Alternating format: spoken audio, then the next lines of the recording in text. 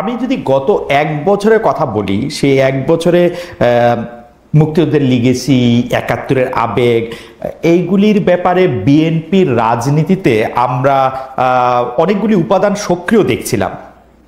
এই উপাদানগুলি কি বিএনপি তার যে অবস্থানগত জায়গা সেইটাকে আবার একটা বদলেছে? মানে প্রসঙ্গটা হচ্ছে যে বিএনপি নেতা ফজলুর রহমানকে যে শোকজ নোটিশ দেওয়া হয়েছে, এটাতে তিনি তার জবাব যা দিয়েছেন, সেই শোকজকে আবার যেভাবে প্রত্যাহার করা হয়েছে, তা থেকে এইটা মনে হয় যে বিএনপি আসলে বিশেষ করে মুক্তিযুদ্ধ প্রসঙ্গ, একাত্তর প্রসঙ্গ বা জামায়াতে ইসলামের সাথে সম্পর্ক প্রসঙ্গ, এই প্রসঙ্গগুলির ক্ষেত্রে তার যে অবস্থান, সে অবস্থান একটু বদলেছে। আমি এটা এই কারণে বলতে চাই যে জনাব অ্যাডভোকেট ফজলুর রহমান যে কথাগুলি বলার জন্য শোকজ নোটিশের সম্মুখীন হয়েছেন, আপনি কি আমাকে একটা পার্থক্য দেখাতে পারবেন যে এক বছর আগে তিনি এই কথাগুলি কোনটা বলেন নাই? মনিয়াপা। জি, আপনাকে ধন্যবাদ। যারা শুনছেন আমার শুভেচ্ছা অভিনন্দন, আমার সহ আলোচককে ধন্যবাদ। আপনি যে প্রশ্নটা করেছেন আমি ভীষণভাবে অনুতপ্ত। আমি নিজে ব্যক্তিগতভাবে মুক্তিযুদ্ধের প্রশ্নে আমি মুক্তিযুদ্ধ দেখিনি ওইভাবে, বাট না হয় তখন হৃদয়ে রক্তক্ষরণ হয়। আমি একজন মুক্তিযোদ্ধা, আমি এখানে পড়েছিলাম, একজন মুক্তিযোদ্ধা সবসময় মুক্তিযোদ্ধা না, একজন রাজাকার, চিরস্থায়ী রাজাকার, বাট একজন মুক্তিযোদ্ধা এবং কখনো সে তার জায়গা চেঞ্জ করতে পারে। কিন্তু আমি যে যার কথাটা বললেন, আমি তাকে মুক্তিযোদ্ধার জায়গা থেকে আমি 10-এ 10 দিতে রাজি। কিন্তু ওনার একটু কথা, কণ্ঠটা একটু জোরে ছিল, একটু স্থানকাল পাত্র, ওনার বয়স যেটা, সেই হিসেবটা ধরলে আমরা অনেকখান থেকে এইখান থেকে ওনাকে এক্সকিউজের জায়গায় একজন মুক্তিযোদ্ধাকে তার মুক্তিযুদ্ধকে ধরে রাখার জন্য আমরা এক্সকিউজ করতে পারি। জানি না দল কি কারণে, কি জন্য এটা করেছে, দল এটা ক্লিয়ার করে নাই, আমিও ক্লিয়ার না। কিছুক্ষণ আগে আমরা এটা দেখলাম। তো সেই জায়গা থেকে আমি বলতে চাই যে একজন মুক্তিযোদ্ধাকে যখন তার পাশে, তার সারাউন্ডিং এ, তার বিল্ডিং এর চারপাশে যখন বাজে স্লোগান দিয়ে, জঘন্যতর স্লোগান দিয়ে যখন তাকে আটকে রাখা হয়, এটা এই দেশের জন্য লজ্জাস্কর। আমি যে কোনো জায়গায় দাঁড়িয়ে এই কথাটাই বলতে পারি। তার জন্য বিচার আছে, তার জন্য সে যদি কোনো অন্যায় কাজ করে তার জন্য বিচার আছে, আইন আছে, আদালত আছে। কিন্তু তাকে রাষ্ট্রীয় কোনো জায়গা থেকে বলে না এই মবের শিকার তাকে হতে হবে। আমরা 5ই আগস্ট পর্যন্ত মবকে মব বলিনি। 5ই আগস্টে যেটা বৈধ ছিল, 5ই আগস্টের পরে কিন্তু সেটা বৈধ না, অবৈধ। এখন রেভুলেশন সবসময় হয় না খালেদ ভাই। রেভুলেশন একটা সময় 10 বছর, 20 বছর, 30 বছর পরে হয় এবং খুব কম সময়ের জন্য থাকে। তো সেই জায়গায় যদি 1 বছর পরে ওই রেভুলেশনের ধারা ধরে, এবং একটা আপনি দেখেন, আপনি যে কথাটা বললেন মুক্তিযুদ্ধ এবং মুক্তিযুদ্ধের লেগেসি, এটাকে সরানোর জন্য আপনি খেয়াল করেন কত সুকৌশলে রাজাকার শব্দটাকে এস্টাবলিশ করা হচ্ছে। আমি এই কথাগুলি শুনবো, আমি শুধু বিএনপির অবস্থানটা বুঝতে চাইছিলাম। বিএনপির অবস্থানটা কেন আমার প্রশ্ন সরল। জনাব ফজলুর রহমান এমন কি নতুন কথা বললেন যাকে বিএনপি শোকজ দিতে হইল? 2 নাম্বার হচ্ছে আপনি মব জাস্টিসের কথা আপনি বলতেছেন, কিন্তু বিএনপির কিন্তু আমি এখানে মাল্টিপল স্ট্যান্ডার্ড দেখি। আপনার মনে আছে 15 আগস্টে কে বাড়িতে শোক জানাতে যাবে না, বিএনপি থেকে কিন্তু সিদ্ধান্ত নেওয়া হয়েছে তাদেরকে ঠেকানো হবে। আমি কোনোটার পক্ষেই বলছি না, আমি বিএনপির অবস্থাটা বুঝতে চাইছি। আপা, আমি বিএনপি শোনেন, বিএনপি একটা এমন একটা দল, আমাদের এটা একটা উদারনৈতিক দল, মধ্যপন্থা দল, না ডান না বাম। এই উদারনৈতিক দলে যখন যার অবস্থান ভালো থাকে, যে গ্রুপটার, সে গ্রুপটা এখানে গেইন করে। তো আমি কিন্তু ফ্র্যাঙ্কলি আপনার সাথে কথা বলছি, আপনি আমার যদি খুব পেঁচান আমার মনে হয় কিছু বের করতে পারবেন না। আমি নিজে থেকেই যা জানি, যেটুকু বুঝি বলছি। আর সেইখানে বিএনপি একটা মুক্তিযোদ্ধার দল। বিএনপির মানে প্রথম প্রেসিডেন্ট, বিএনপি যিনি জন্ম দিয়েছেন, উনি স্বাধীনতার ঘোষক ছিলেন। শুধু স্বাধীনতার ঘোষকই ছিলেন না, উনি রণাঙ্গনে প্রথম সারিতে যুদ্ধ করেছেন, উনি বীরের উপাধি পেয়েছেন। সেই তার দলে ম্যাক্সিমাম বিএনপির প্রথম সারির নেতারা মুক্তিযোদ্ধা ছিলেন। সেইখানে ফজলুর রহমান সাহেব একজন মুক্তিযোদ্ধা। আমি ফজলুর রহমান সাহেবকে কোন ধাঁচে, আমি এখনো এটা পড়ি নাই, ওটা বলা হয় নাই যে কেন তাকে 3 মাসের জন্য স্থগিত করা হলো, তার জবাব পাওয়ার জন্য কেন করা হলো এটা এখনো আমরা ক্লিয়ার না। বাট একজন মুক্তিযোদ্ধা হিসেবে আমি লজ্জা পেয়েছি এই কারণে যে একজন মুক্তিযোদ্ধা এবং বয়স্ক মুক্তিযোদ্ধা ইজ ওল্ড সিটিজেন, এই ওল্ড সিটিজেন একজন মানুষকে অন্তত পক্ষে এই জায়গাটায় সম্মান দেওয়াটা আমি হলে দিতে পারলে আমার ভালো লাগতো। আমি এইটুকুই বলতে চাই আপনাকে। এর বাইরে আমি আসলে খালেদ ভাই আমার খুব খারাপ লাগছে, আমি এর বাইরে আর কিছু বলতে পারছি না। ওকে, আমি যদি আরেকটা প্রসঙ্গে আপনাকে একটু বলতে চাই যে নতুন যে রাজনৈতিক দল আত্মপ্রকাশ করলো, যারা আসলে জুলাই আন্দোলনের নেতৃত্ব দিয়েছিল, যাদের বেশিরভাগ মিলে যে নতুন রাজনৈতিক দল গঠন করলো যে এনসিপি, সেই এনসিপির নেতা কর্মীদের উদ্দেশ্যে আপনারা যে ভাষা ব্যবহার করতেছেন, আমি আপনারা বলতে আপনার দলের লোকজন যে ভাষা ক্রমাগতভাবে ব্যবহার করা হচ্ছে, সেইটা কি আপনাদের দলীয় সিদ্ধান্ত নাকি এটা মানসিক একটা অবস্থা বা অবস্থানের একটা প্রকাশ? মানে আমি বলতে চাই যে মানে এই কথা কিন্তু আমার একদম স্পষ্ট। আপনি যদি কাউকে ফকিন্নি বলেন, সবার আগে আমাকে ফকিন্নি আপনার বলতে হবে, কারণ আমার অর্থনৈতিক অবস্থান। কারণ আপনি কি আমাকে ফকিন্নি বললে সম্বোধন করতে চান? এখন কিন্তু যদি না চান তাহলে ওদেরকে কেন, মানে আমি যদি অর্থনৈতিক অবস্থানের কথা ধরি, অন্য যে কোনো অবস্থানে ধরলে আমি তাদের চেয়ে বেশি ফকিন্নি, মানে এটা একদমই সরল কথা আমার, বা পারিবারিক উত্তরাধিকার, এগুলি যে কোনো কিছু ধরলে। আমি বাংলাদেশের প্রেক্ষাপটে আমি মনের দৈন্যতাকে ফকিন্নি বলতে পারি, হ্যাঁ, কিন্তু কতটা অবস্থান অর্থের অবস্থা আছে, অর্থ হিসেবে আমরা সবাই তো নিম্ন মধ্যবিত্ত বা মধ্যবিত্ত ঘরের মানুষজন। কি আপনি কি আমরা কেউই কিন্তু সোনার চামচ মুখে নিয়ে জন্মগ্রহণ করি নাই। ওই অর্থে বাংলাদেশে 22টা পরিবার ছিল, আর বাইরে কোনো পরিবার যে যাকে ফকুনি বলে, যে যাকে গালি দেয় তার নিজেরকেই গালি দেওয়া হয়। এই ছেলেদের, এই এনসিপির ছেলে মেয়েদের আমি অনেক সমালোচনা করি এবং ওরা আমাদের অনেক সমালোচনা করে, কিন্তু আমি এটা বলতে পারবো না। এই জায়গাটায় আমি সরি, এটা বলাটা, এই শব্দটা এক্সপাঞ্জ হওয়ার মতো শব্দ, এটাকে আমি খুব বেশি গুরুত্ব দিচ্ছি না এবং এটার জন্য আমি আমার পক্ষ থেকে দুঃখ প্রকাশ করছি। আপনাকে অনেক ধন্যবাদ মনিয়াপা। আমি একটু ডক্টর গালিব আপনার কাছে যেতে চাই যে ডক্টর গালিব, আপনি জানেন যে এই ব্যাপারটা যদি আমাদেরকে একটু ব্যাখ্যা করতেন যে পাকিস্তানের উপপ্রধানমন্ত্রী ও পররাষ্ট্রমন্ত্রী জনাব ইসাক দার বাংলাদেশ সফর করেছিলেন। সফর করার পরে আমরা সাধারণত দেখি যে পররাষ্ট্রমন্ত্রী লেভেলে যখন সফর করা হয় তখন কি বিষয়ে আলোচনা হবে বা কি বিষয়ে এটা ঠিক করা হবে সেটা মোটামুটিভাবে আগেই এগুলি ঠিকঠাক করা থাকে। কিন্তু এবারকার সংবাদ সম্মেলনে, মানে যৌথ সংবাদ সম্মেলন আমি যদি নাও বলি, পরপর বা সাইমালটেনিয়াস সংবাদ সম্মেলনে আমাদের পররাষ্ট্র উপদেষ্টার বলতে হলো যে অবশ্যই দ্বিমত আছে। পাকিস্তানের পররাষ্ট্রমন্ত্রী বলে গেলেন যে এইসব বিষয় আগেই রিজলভ করা হয়েছে, 3টি বিষয়ের কথা বলা হয়েছে, টাকা পয়সার হিসাব, গণহত্যার জন্য ক্ষমা চাওয়া, বিহারিদের ফিরিয়ে নেওয়া, বললেন যে এগুলি আগেই রিজলভ হয়েছে। উনি বললেন যে না, এগুলি হয় নাই।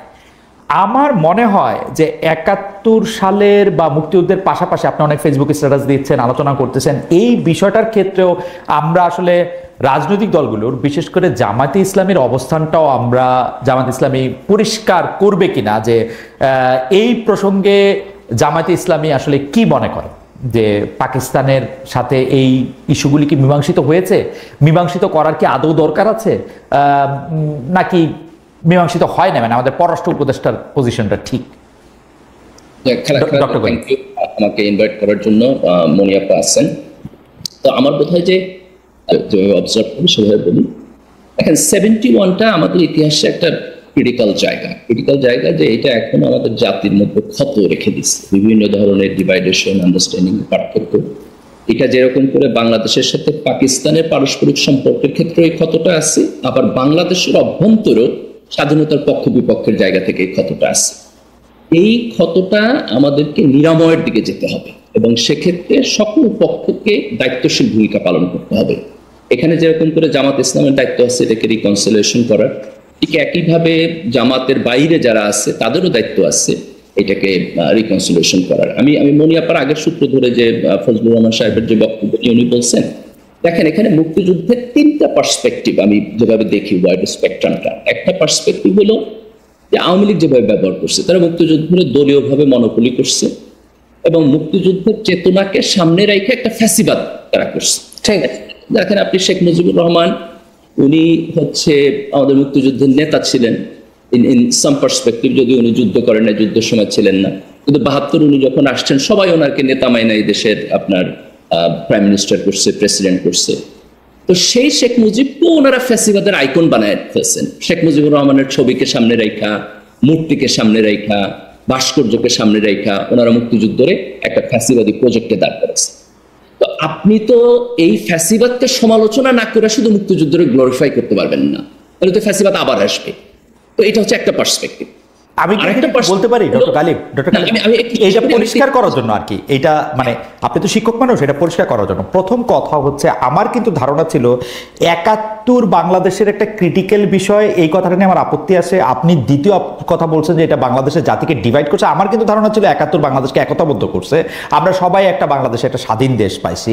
2 নাম্বার হচ্ছে যে আমি কিন্তু আপনার সাথে 100% একমত, বিগত সরকার এই মুক্তিযুদ্ধকে নিয়ে ব্যবসা করছে, তারা একটা ফেসিবাদী কাঠামোতে কিছু মৌলিক আমি কি বলবো একটা একটা একটা দেবত্ব সৃষ্টি করতে চাইছে, যেটার বিপক্ষে আমরা ছিলাম। কিন্তু আমাদের খুব আশা ছিল এটা আমরা আওয়ামী লীগ থেকে মুক্ত করে আমরা সবাই মিলে মুক্তিযুদ্ধটাকে সেলিব্রেট করব। কিন্তু এখানে কিন্তু আমরা আওয়ামী লীগের বয়ানটাকে আবার করতে দেখলাম, আওয়ামী লীগকে আঘাত করতে গিয়ে মুক্তিযুদ্ধকে আঘাত করা হচ্ছে। আপনি যদি একটু পরিষ্কার করেন যে মানে আমরা তো মুক্তিযুদ্ধের জায়গায় তো আমরা একতাবদ্ধ থাকবো, আওয়ামী লীগের এনে ব্যবসা করছে, আওয়ামী লীগের বাদ দিব, আমরা ব্যবসা করবো না, আমরা এটা ধারণ করবো, এটা ছিল আমার বোঝা। কিন্তু এখন তো আমি দেখতেছি যে না, মানে আওয়ামী লীগের যেটা আমি বিশ্বাস করতাম না, যে ওরা না থাকলে আর মুক্তিযুদ্ধ থাকবে না, এই ব্যাপারটার দিকে নেওয়া যাইতেছে আর কি সবকিছু। দেখেন এখানে আপনি মুক্তিযুদ্ধকে আওয়ামী লীগ থেকে যে সেপারেট করবেন, এই সেপারেট করার কাজটা না কইরা আপনি যদি মুক্তিযুদ্ধকে গ্লোরিফাই করেন, তাহলে কিন্তু সেটা আওয়ামী লীগের ফ্যাসিবাদকে আবার লেজিটিমাইজ করবে। এই জায়গায় আমাদেরকে খুব সতর্ক থাকতে হবে যে আপনি যদি ধরেন শেখ মুজিবুর রহমানের ব্যাপারে ক্রিটিক্যাল না থাকেন, আপনি যদি শেখ হাসিনার ব্যাপারে ক্রিটিক্যাল না থাকেন, এবং আপনি মুক্তিযুদ্ধের ইতিহাসের মধ্য দিয়ে তাদেরকে আবার কাল্ট ফিগার বানান, তাহলে তো বাংলাদেশে আবার আওয়ামী লীগের ফ্যাসিবাদ চলে আসবে। এটা তো আমাদের করা যাবে না। আমি আপনার সাথে এগ্রি যে এই সেপারেশনটা করে আমাদের একটা মুক্তিযুদ্ধকে একটা গণমানুষের জায়গায়, একটা ঐক্যের জায়গায় যাইতে হবে। এখন এখানে আরেকটা এক্সট্রিম হইতে পারে, যে এক্সট্রিমটা হলো যে আপনি মুক্তিযুদ্ধের লেজিটিমেসি কোশ্চেন করবেন, যেখানে আপনি বলবেন যে না, পাকিস্তান ভুল করে নাই, আমরা যে স্বাধীন হয়েছি এটা ঠিক হয় নাই, মুক্তিযুদ্ধ না করাই ভালো ছিল। এইটাকে আপনি এক্সট্রিম একটা অপিনিয়ন বলতে পারেন, যেটা আপনি এখন বলতে চান যে কিছু কিছু জায়গায় আমরা এই ফেনোমেনাটা দেখি।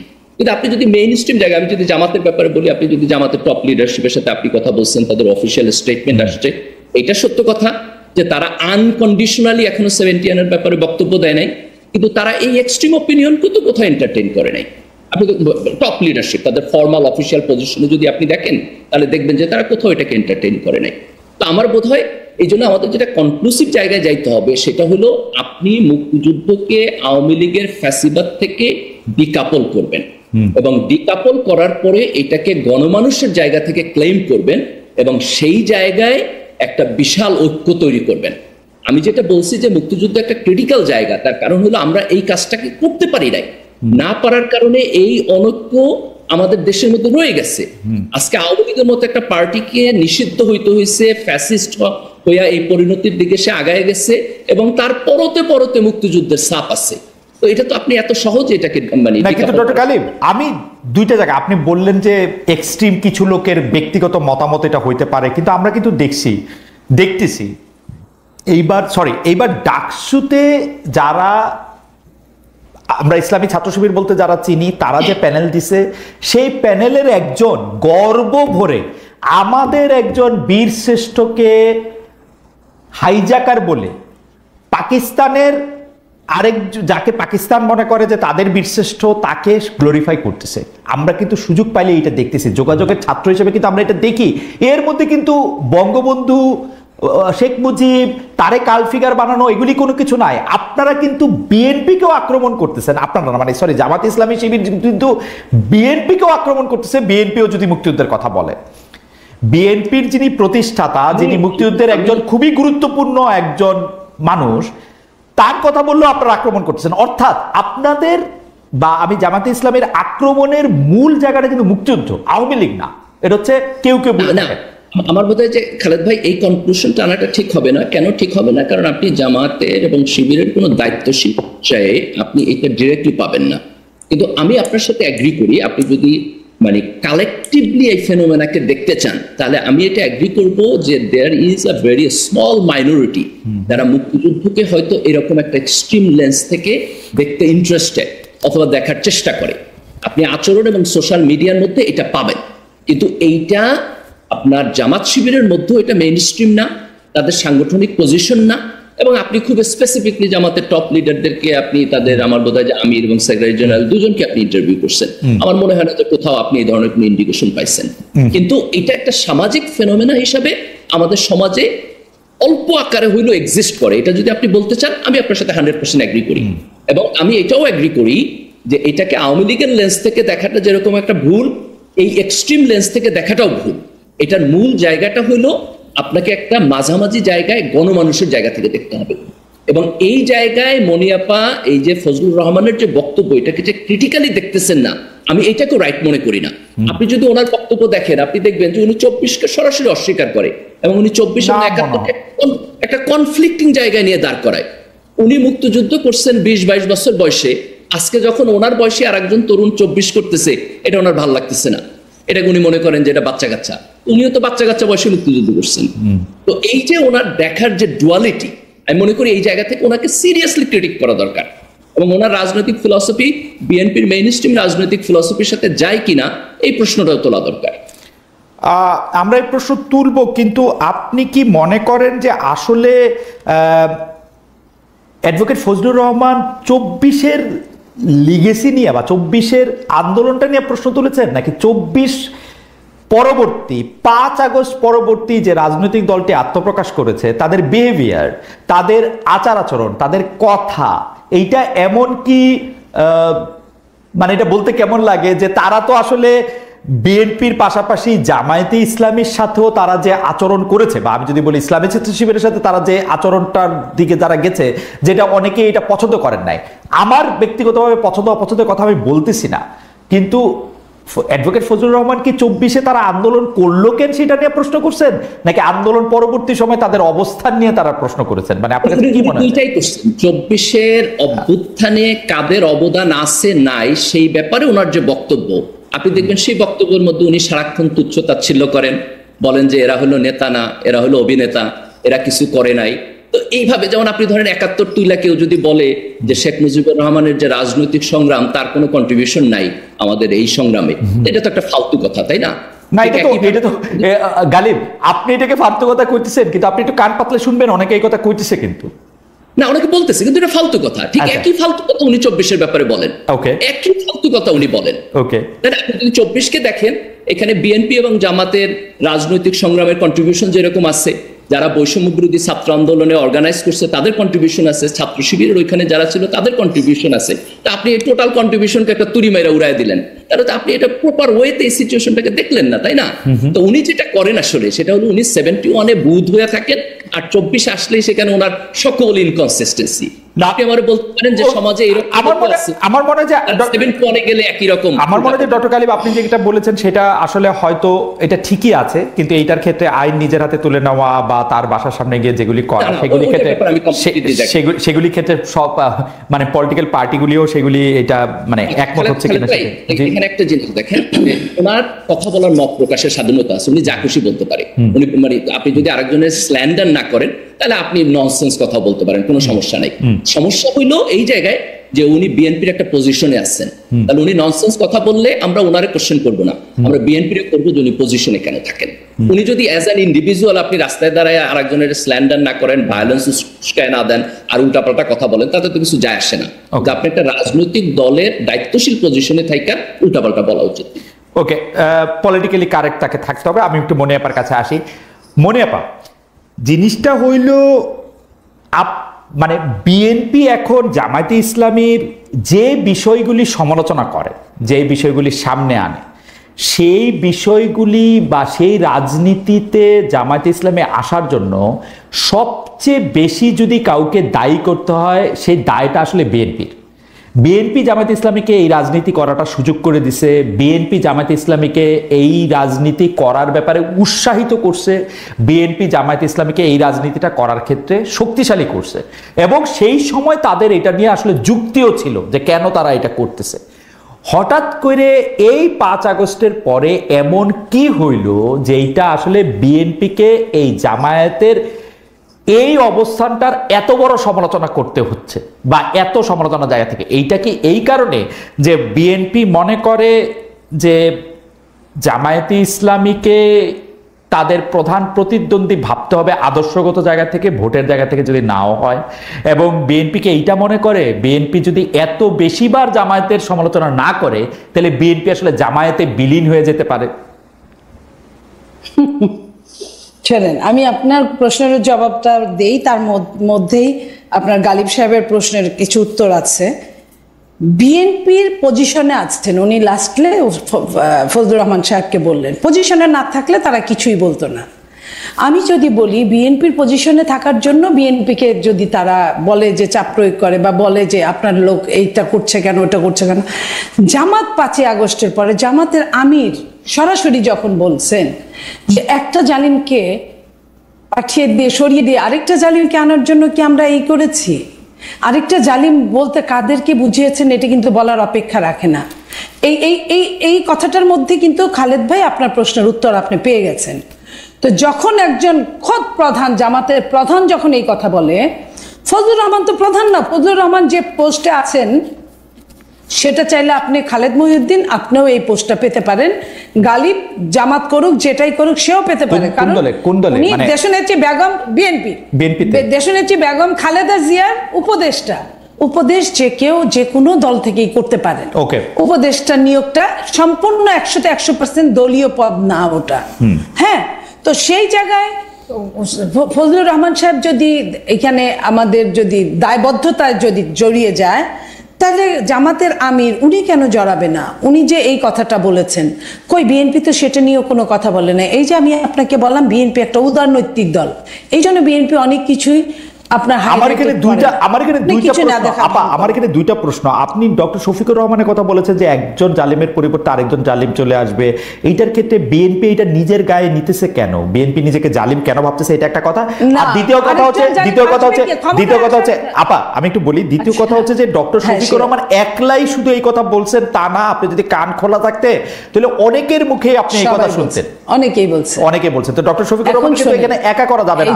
আমি আপনার প্রথম প্রশ্নের উত্তরটা দিই এইভাবে যে ভোটের যদি রাজনীতি হয়, সত্যিকার আমার ভোটটা আমি দিব যাকে খুশি তাকে দিব, আপনি চোখ বন্ধ করে বলতে পারেন কোন দলটা ক্ষমতায় আসতে পারে, রাষ্ট্র পরিচালনায় আসতে পারে, তো তাদের গায়ে লাগবে জিনিসটা, এটা তো স্বাভাবিক ব্যাপার।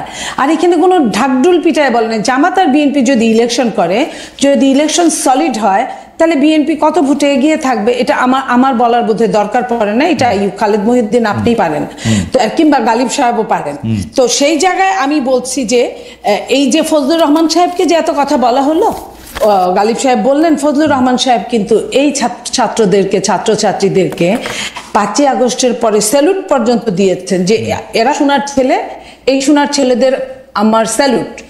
এই যে স্যালুটটা দিয়েছেন কেন? যখন তারা দল গঠন করলো এবং মানুষকে মানুষ হিসেবে গ্রাহ্য করা বন্ধ করে দিল, তখন থেকে এবং যেভাবে আওয়ামী লীগ নিষিদ্ধ হোক আমার কোনো দুঃখ নাই, বাট আওয়ামী লীগকে অন্যায়ভাবে যেইখানে 144 ধারা জারি আপনার যমুনার সামনে, সেই যমুনায় তারা ঠান্ডা পানির মহড়া দিয়ে তারা ওইখানে মঞ্চ তৈরি করে 2 দিন বসে থেকে, যেটা কিনা আপনার প্রধান উপদেষ্টা বললেন যে এটা কোনো লয়ে নাই, এটা হয় না, আওয়ামী লীগকে নিষিদ্ধ করা যায় না। তার 2 দিন পরে উনি নিজে মুখে নিষিদ্ধ করলেন, আবার বিদেশ গিয়ে বললেন এটা নিষিদ্ধ না, এটা স্থগিত করলেন। কিন্তু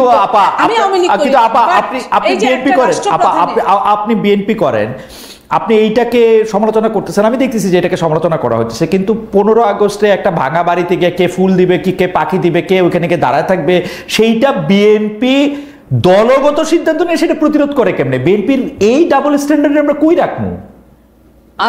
আমি বিএনপি শোনেন, আমি বিএনপি করি কিন্তু আমার বিবেককে বিসর্জন দিয়ে না। আমার বিবেক যে কথাটা বলার জন্য আমাকে উদ্বুদ্ধ করেছে, আমি সেই কথাটা আপনার সাথে বলছি। আর আপনি যেটা বলছেন বিএনপি উদ্বুদ্ধ করেছে ওইখানে গিয়ে মিছিল করার জন্য, আমার মনে হয় এটা আমি শুনি নাই। বিএনপি হয়তো কেউ অতি উৎসাহী কিছু মানুষ থাকতেই পারে, সব জায়গায় থাকে, আর বড় দল হলে বড়ভাবে উৎসাহী থাকে, সেই অতি উৎসাহী কিছু মানুষ গিয়ে এই কাজটা করেছে। আপনি এটা ড্যাম শিওর লিখে রাখেন, আপনি ধরেন। ঠিক আছে, ঠিক আছে, ঠিক আছে। আর এই যে সামাজিক ফেনোমেনার কথা বললেন উনি, যে আওয়ামী লীগ থেকে দেখাও ভুল, জামাত থেকে দেখাও ভুল।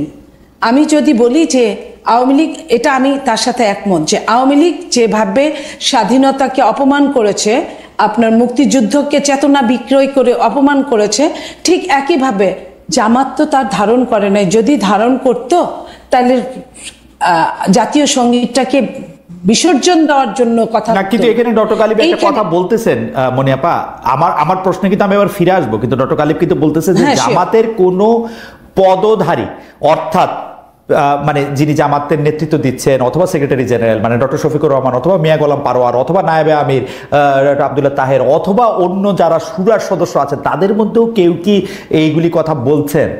আপনি তো এরকম, তো আমিও তো আপনাকে বলতে পারি, তাইলে আমিও বলতে পারি যে 32 নম্বরে গিয়েছিল বিএনপির, ওরকম বড় কেউ গিয়েছিল না, তাদের কোনো কথা এরকম আছে, বলতে পারেন তো, সেটা বলেও ফেলছেন তো, বলছেন তো, বলছেন। হ্যাঁ, বলেছি। তো এটা যদি আমার দায়িত্বশীলতার জায়গায় হয়, আমি অবশ্যই এটা বলবো। আর দ্বিতীয় কথা হলো মুক্তিযুদ্ধ আর 24 আমি অবশ্যই একসাথে তুলনা করতেই পারি না। মুক্তিযুদ্ধ হচ্ছে আমার সভরেন্টি, আমার সার্বভৌমত্ব, আর 24 হচ্ছে একটা ফ্যাসিস্টের পতন। একটা ফ্যাসিস্টের পতনের সঙ্গে একটা মুক্তিযুদ্ধ, যেখানে আমি, আপনি এবং গালিব সাহেব অকপটে বলতে পারি আমি বাংলাদেশী, ঠিক আছে, আমি বাঙালি, না মনে আপা, সেই জায়গা মনে আপা ওই বক্তব্য পরিষ্কার, কিন্তু আপনারা জামাতের যেই জায়গা থেকে আসলে আপনারা কোশ্চেন করতেছেন, সেই জায়গাটা আসলে জামায়াতের রাজনীতির ওই জায়গাটা বিএনপি তৈরি করে দিয়েছে, জায়গা দিয়েছে। আজকে বিএনপি জামায়াতের মধ্যে বিলীন হয়ে যাওয়ার সম্ভাবনায় জামাতের বিরোধিতা করছে। এই ছিল হচ্ছে আমার প্রশ্ন, এটাতে যদি একটু বলতেন। আপনি যে প্রশ্ন এটা করেছেন প্রথমে আমি বুঝেছি, বাট আমি উত্তর দেওয়ার প্রয়োজন বোধ করিনি এই কারণে, বিএনপির একজন দুইজন কে কোথায় বিলীন হয়ে গেল তাতে বিএনপির কিচ্ছু আসে যায় না। অনেকটা সাগরের মধ্যে থেকে এক বালতি পানি ফেলে দিলে যা হয়। বিএনপি যে দলটা, বিএনপি আমি মনে করি আল্লাহ নিজে বিএনপিকে বাঁচান। এই কারণে আপনি দেখেন আওয়ামী লীগ কি কম টর্চার করেছিল বিএনপিকে, আপনার গুম খুম থেকে শুরু করে জেলখানায় শীর্ষ সন্ত্রাসীদেরকে ভিআইপি আদরে বের করে দিয়ে আপনার আমাদের ছেলে মেয়েদের, রাজবন্দীদেরকে আপনার ডান্ডা বেরি পরিয়ে রেখেছিল, একজন না শত শত হাজার হাজার মানুষগুলোকে। তো সেইখানে সেই আওয়ামী লীগ বিএনপিকে বিলীন করতে পারে নাই। আর যেখানে আপনি মনে করেন আমি বলি, আমি শেষ করি, রাজনীতির সূতিকাগার যাকে বলা হয় ঢাকা বিশ্ববিদ্যালয়, সেইখানে আপনি দেখেন যে কিছু আপনার ফাঁসিতে ঝুলেছিল যারা, তাদের ছবি টাঙানোর পরে কি প্রতিক্রিয়াটা হয়েছিল, তারা কিন্তু টেটফুলি তারা বিশ্ববিদ্যালয়ের প্রত্যেকটা হলে, Eden college, Badrunnesa college, Dhaka college থেকে শুরু করে প্রত্যেকটা জায়গায় তারা কিন্তু জামাতকে নিরপেক্ষ বানিয়ে কিন্তু ঢুকিয়ে দিয়েছে, এবং ওইখানে রাজনীতি নিষিদ্ধ করার এক ধরনের পায়তারা করেছে। কিন্তু যখন তারা এত কিছু, তাদের পক্ষের লোক ভিতরে কিন্তু তারাই যারা দখল করে আছে হলটা, তারপরেও যখন ওই ছবিগুলো উঠেছিল, সেই ছবিগুলোর পরে প্রতিক্রিয়াটা কি হয়েছে, এখান থেকেই প্রমাণ হয় যে বাংলাদেশের মানুষ সচেতন, বাংলাদেশ জাতীয়তাবাদী দল সচেতন। আমার মনে হয় দিতে পারবেন না, কেউই পারবে না, আমি মনে করি। আরেকটা লাইন আমি বলি, একটু লাইনটা শেষ করি, যেটা আপনি তখন মানে ফকুন্নির কথা বলছিলেন, আমি সেটার সঙ্গে এইটুকু বলি যে হ্যাঁ, ওই শব্দটা ভুল ছিল, শব্দটা উচিত না। সেটার পাশাপাশি এটাও বলি, এটা তো আরো বেশি উচিত না যে আপনি শেখ হাসিনাকে দিল্লি পাঠিয়েছেন বলে আরেকজনকে, আপনি বাংলাদেশি মানুষকে দিল্লিতে কারণে অকারণে পাঠাবেন, আপনি স্ট্যাটাস দিবেন, পোস্ট দিবেন, এটা দিলে মানুষের কিন্তু মাথা ঠিক থাকে না। একজন যে বাংলাদেশি আপনার নাগরিক, বাংলাদেশকে ভালোবাসে, একজন আপনি কি বলবো যে প্যাট্রিয়ট যাকে বলে, তার মুখে মুখে সংস্কার থাকলেও বাস্তবে দখল ও চাঁদাবাজি সংস্কৃতি অব্যাহত, নতুন রাজনৈতিক বন্দোবস্ত অনিশ্চিত জানিয়েছে টিআইবি। দর্শকদের কাছে জানতে চেয়েছিলাম যে প্রিয় দর্শক, তাদের আশঙ্কা সঠিক বলে মনে করেন কিনা। মানে 95% দর্শক এখানে হ্যাঁ ভোট দিয়েছেন। 46,000 দর্শকের মধ্যে 95% দর্শক হ্যাঁ ভোট দিয়েছেন যে নতুন রাজনৈতিক বন্দোবস্ত যে অনিশ্চিত, সেইটা টিআইবির এই বক্তব্যের সাথে একমত কিনা। শতকরা 95% দর্শক এটাতে একমত পোষণ করেছেন, শতকরা 5% দর্শক এটাতে একমত পোষণ করেন নাই। আমি ডক্টর গালিব আপনার কাছে জানতে চাইবো যে জামায়াতে ইসলামীর বা বিএনপি ছাড়া আমি যদি অন্য রাজনৈতিক দলগুলি বলি, অর্থাৎ বিএনপিকে এক পক্ষ এবং এনসিপিকে আলাদা করে ধরে জামায়াতে ইসলামীর নেতৃত্বে ইসলামী আদর্শে যারা রাজনীতি করেন, আমি যদি এভাবে বলি, তাদের রাজনৈতিক উদ্দেশ্যটা বা রাজনৈতিক লক্ষ্যটা এই মুহূর্তে আপনি আসলে কি দেখতে পান? মানে আমি কয়েকটা প্রসঙ্গ আপনাকে একটু যদি বলি যে বাংলাদেশের সমাজ, রাষ্ট্রীয় কাঠামো, আইনি কাঠামোটা কেমন তারা চান। 71টা আপনি মোটামুটিভাবে বললেন যে এটা কিভাবে এটা আপনি ডিল করতে আপনি দেখেন। একটা হলো আইনি কাঠামোটা আমি এটা বুঝতে চাই, দ্বিতীয় হচ্ছে বাংলাদেশটা কি এরকম একটা দেশ হিসাবে তারা দেখতে চান যে যেই দেশটা মধ্যে ব্যক্তিগত সিদ্ধান্তের ক্ষেত্রে কে কোন রকম সিদ্ধান্ত নিবে, অর্থাৎ কিরকম কাপড় পরবে, কিরকম খাবার খাবে, সেইটা তার মধ্যে থাকবে, নাকি আসলে একটা গাইডলাইন দিয়ে এটা পরিচালিত হবে। পাশাপাশি আমি আরেকটা প্রশ্ন আমি করতে চাই যে কেউ মানে বাংলাদেশের রাজনীতিতেই আমরা এটা এরকম প্রায় শুনে থাকি যে অমুক দল অর্থাৎ বিএনপি ক্ষমতায় গেলে তারা কোনোদিন শরিয়া বিরোধী কোনো আইন করবে না। আমি আইনের ছাত্র না, কিন্তু আমি একটু মনোযোগ দিয়ে খেয়াল করতেছিলাম যে বাংলাদেশে কি কোনোদিন কোনো আইন ছিল যেটা শরিয়া বিরোধী, বা এখনো কি আছে কিনা, এটাও যদি আমাকে একটু বলতেন যে বাংলাদেশের এক্সিস্টিং কোনো ল কি শরিয়া বিরোধী কিনা বা কখনো ছিল কিনা। আপনি যদি দুইটা প্রসঙ্গ একটু বলতেন যে তাহলে। Important question. না, শরিয়া বিরোধী আইন তো আছে। ধরেন আমাদের যেটা আপনার পারিবারিক আইন, যেটা সেই পারিবারিক আইন বেসিক্যালি রিলিজিয়াস বেসড, মুসলিম পারিবারিক ল। কিন্তু আপনি যদি নর্মাল পেনাল কোডে যান, ধরেন যে চুরি করলে শাস্তি কি হবে, ডাকাতি করলে শাস্তি কি হবে, সুদ অ্যাপ্লিকেবল কিনা, এটা অ্যাকসেপ্টেবল কিনা, এইসব জায়গায় তো আপনার শরিয়ার সাথে এক্সিস্টিং ল কন্ট্রাডিক্ট করে। আমরা যেটা একটা তো হচ্ছে শরিয়ার সাথে সাংঘর্ষিক হওয়া, আরেকটা হচ্ছে শরিয়া বিরোধী হওয়া। যেমন বাংলাদেশের রাজনীতি, বাংলাদেশের আইন কিন্তু বাংলাদেশের কোনো মানুষকে সুদ খাইতে বাধ্য করতে পারে না, সেটা হচ্ছে তার চয়েস। সে কিন্তু ব্যাংকেও একটা 2 লাইন লিখলে তার সুদ কিন্তু এটার মধ্যে সে যাবে না। এখন এই জিনিস কিন্তু আমি বলছি হচ্ছে শরিয়ার সাথে কন্ট্রাডিক্টরি। যেমন ধরেন বাংলাদেশের কেউ চাকরি করলে সে নামাজ পড়িতে পারিবে না, সে রোজা রাখিতে পারিবে না, দাড়ি রাখিতে পারিবে না, ওরকম কোন আইন কখনো আছে কিনা, কখনো ছিল কিনা?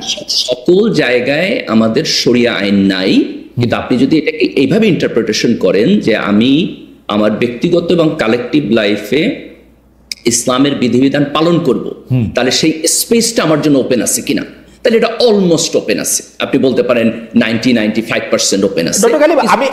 আমি যদি এই দুইটা লাইন একটু দেখি যে বিএনপি শরিয়া বিরোধী কোনো আইন করবে না, এটা শেখ হাসিনাও বলতো কোরআন সুন্নাহ বিরোধী কোনো আইন করবে না, কিন্তু আমি খুঁজতে চেষ্টা করতেছি বাংলাদেশের কোনো আইন আছে কিনা। মানে আইন আমাকে বাধ্য করা হইতেছে যে তুমি রাস্তায় উলঙ্গ হয়ে চলাফেরা করিবে, যেহেতু শরীয়ত আমাকে বলতেছে যে আমাকে সতর ঢাকা রাখতে হবে, এর এগেইনস্টে কোনো আইন আছে কিনা যে এই জায়গায় গেলে তোমাকে এইটা করতে হবে। আমি সেইটার কথা না, এরকম বাধ্যবাধকতা সাধারণত আইন নাই, এবং এটা না থাকার কারণ হলো যে আমাদের এই দেশ যেহেতু সংখ্যাগরিষ্ঠ মুসলিম মেজরিটি কান্ট্রি, বহু আগ থেকে রাজনীতিতে আপনার এই ধর্মের একটা প্রভাব আছে। যেমন ধরুন 1970 সালের নির্বাচনেও কিন্তু শেখ মুজিবুর রহমান এই কথা বলছেন যে উনি কোরআন সুন্নাহ বিরোধী কোনো আইন করবেন না। এটা হিস্ট্রিক্যালি চলে আসছে। যখন 47-এ যখন পাকিস্তান হলো, পাকিস্তান যখন তার লিগাল ফ্রেমওয়ার্কের কথা বলছে, তখন কিন্তু আপনার এই মুসলিম ভ্যালুস গুলো এখানে গেছে। ইভেন ব্রিটিশরা আইসাও কিন্তু এই দেশে মুসলিম পারিবারিক আইন চেঞ্জ করে নেয়, কিন্তু সামটাইমস এটা আসে। কিভাবে আসে আমি আপনাকে বলি। যেমন ধরেন যে উত্তরাধিকার আইন যখন আসে মেয়েদের সম্পত্তিতে সমান অধিকারের প্রশ্নে, তখন আপনি দেখবেন যে নারী অধিকার কমিশন কিছুটা প্রোগ্রেসিভ জায়গা থেকে তারা যে ইসলামের আপনার উত্তরাধিকার আইন, সেটার সাথে একটা কন্ট্রাডিক্টরি জায়গায় গিয়ে দাঁড়ায়। তো কিছু কিছু জায়গায় এই সম্ভাবনা থাকে, কিন্তু অল্প। আমি আপনার মেইন প্রশ্ন আপনি যান, কিন্তু আপনি আমাকে, আপনার সাথে তো আমার বিভিন্ন সময় আরো কথা হবে ক্যামেরার সামনে বা ক্যামেরার বাইরে, আপনি আমাকে একটু সাহায্য করেন আমার প্রেমিসটা যে মানে আসলে বিএনপি দাবি করতেছে, তার আগে প্রধানমন্ত্রী সাবেক প্রধানমন্ত্রী শেখ হাসিনা দাবি করছিল যে তারা কোরআন সুন্নাহ বিরোধী কোনো আইন করবে না। আমার থিসিসটা হলো বাংলাদেশে কোনো আইনকে আপনি কোরআন বা সুন্নাহর দৃষ্টিকোণ থেকে বিরোধী বলতে পারবেন কিনা, সাংঘর্ষিক বলতে পারবেন কিনা, অর্থাৎ কোনো হারাম জিনিস হালাল বাংলাদেশে এরকম কোনো কিছু আছে কিনা, এটা আপনি আমার সাহায্য করেন। আচ্ছা, আমি এটা নিয়ে আলোচনা করবো, কিন্তু আপনি বাধ্যবাধকতার জায়গা থেকে যদি ধরেন তাহলে আমি আপনার সাথে এগ্রি করি যে মূল প্রেমিসটা আসলে ইসলামের সাথে অ্যালাইন্ড, এবং আমাদের মোরাললেস সকল পলিটিক্যাল পার্টি এই কথাটা বলে যে তারা নতুন করে এমন কোনো আইন করবে না যেটা ইসলামের সাথে সাংঘর্ষিক, এবং এটা আমি খুব পজিটিভ মনে করি গণতন্ত্রের জায়গা থেকে, থিওলজি না, গণতন্ত্রের জায়গা থেকে। কিভাবে? আপনার দেশের 90% মানুষের যদি ধর্মের ব্যাপারে কনসার্ন থাকে তাহলে তো ডেমোক্রেটিকলি তার সেই কনসার্ন আইনের মধ্য দিয়া রিপ্রেজেন্টেশন হওয়া উচিত, তাই না? তো এটাই গণতন্ত্রের মধ্যে দিয়ে হয়েছে, এটা এবং ভালো জিনিস। এখন আপনি আসেন যে ইসলামী রাজনৈতিক দলগুলো তাহলে আলাদা করে কি চায় বা এই সময় তারা কি অফার করতে পারে। এখানে কিছু কিছু জিনিস সহজ আর কিছু জিনিস কমপ্লিকেটেড। যেমন সহজ জিনিসটা হইলো যে তারা এখন বলে যে, যেমন জামাত ইসলামকে যদি বলেন আপনি, জামাত বলে যে তারা সৎ লোক চায় এবং তারা যোগ্য লোক চায়।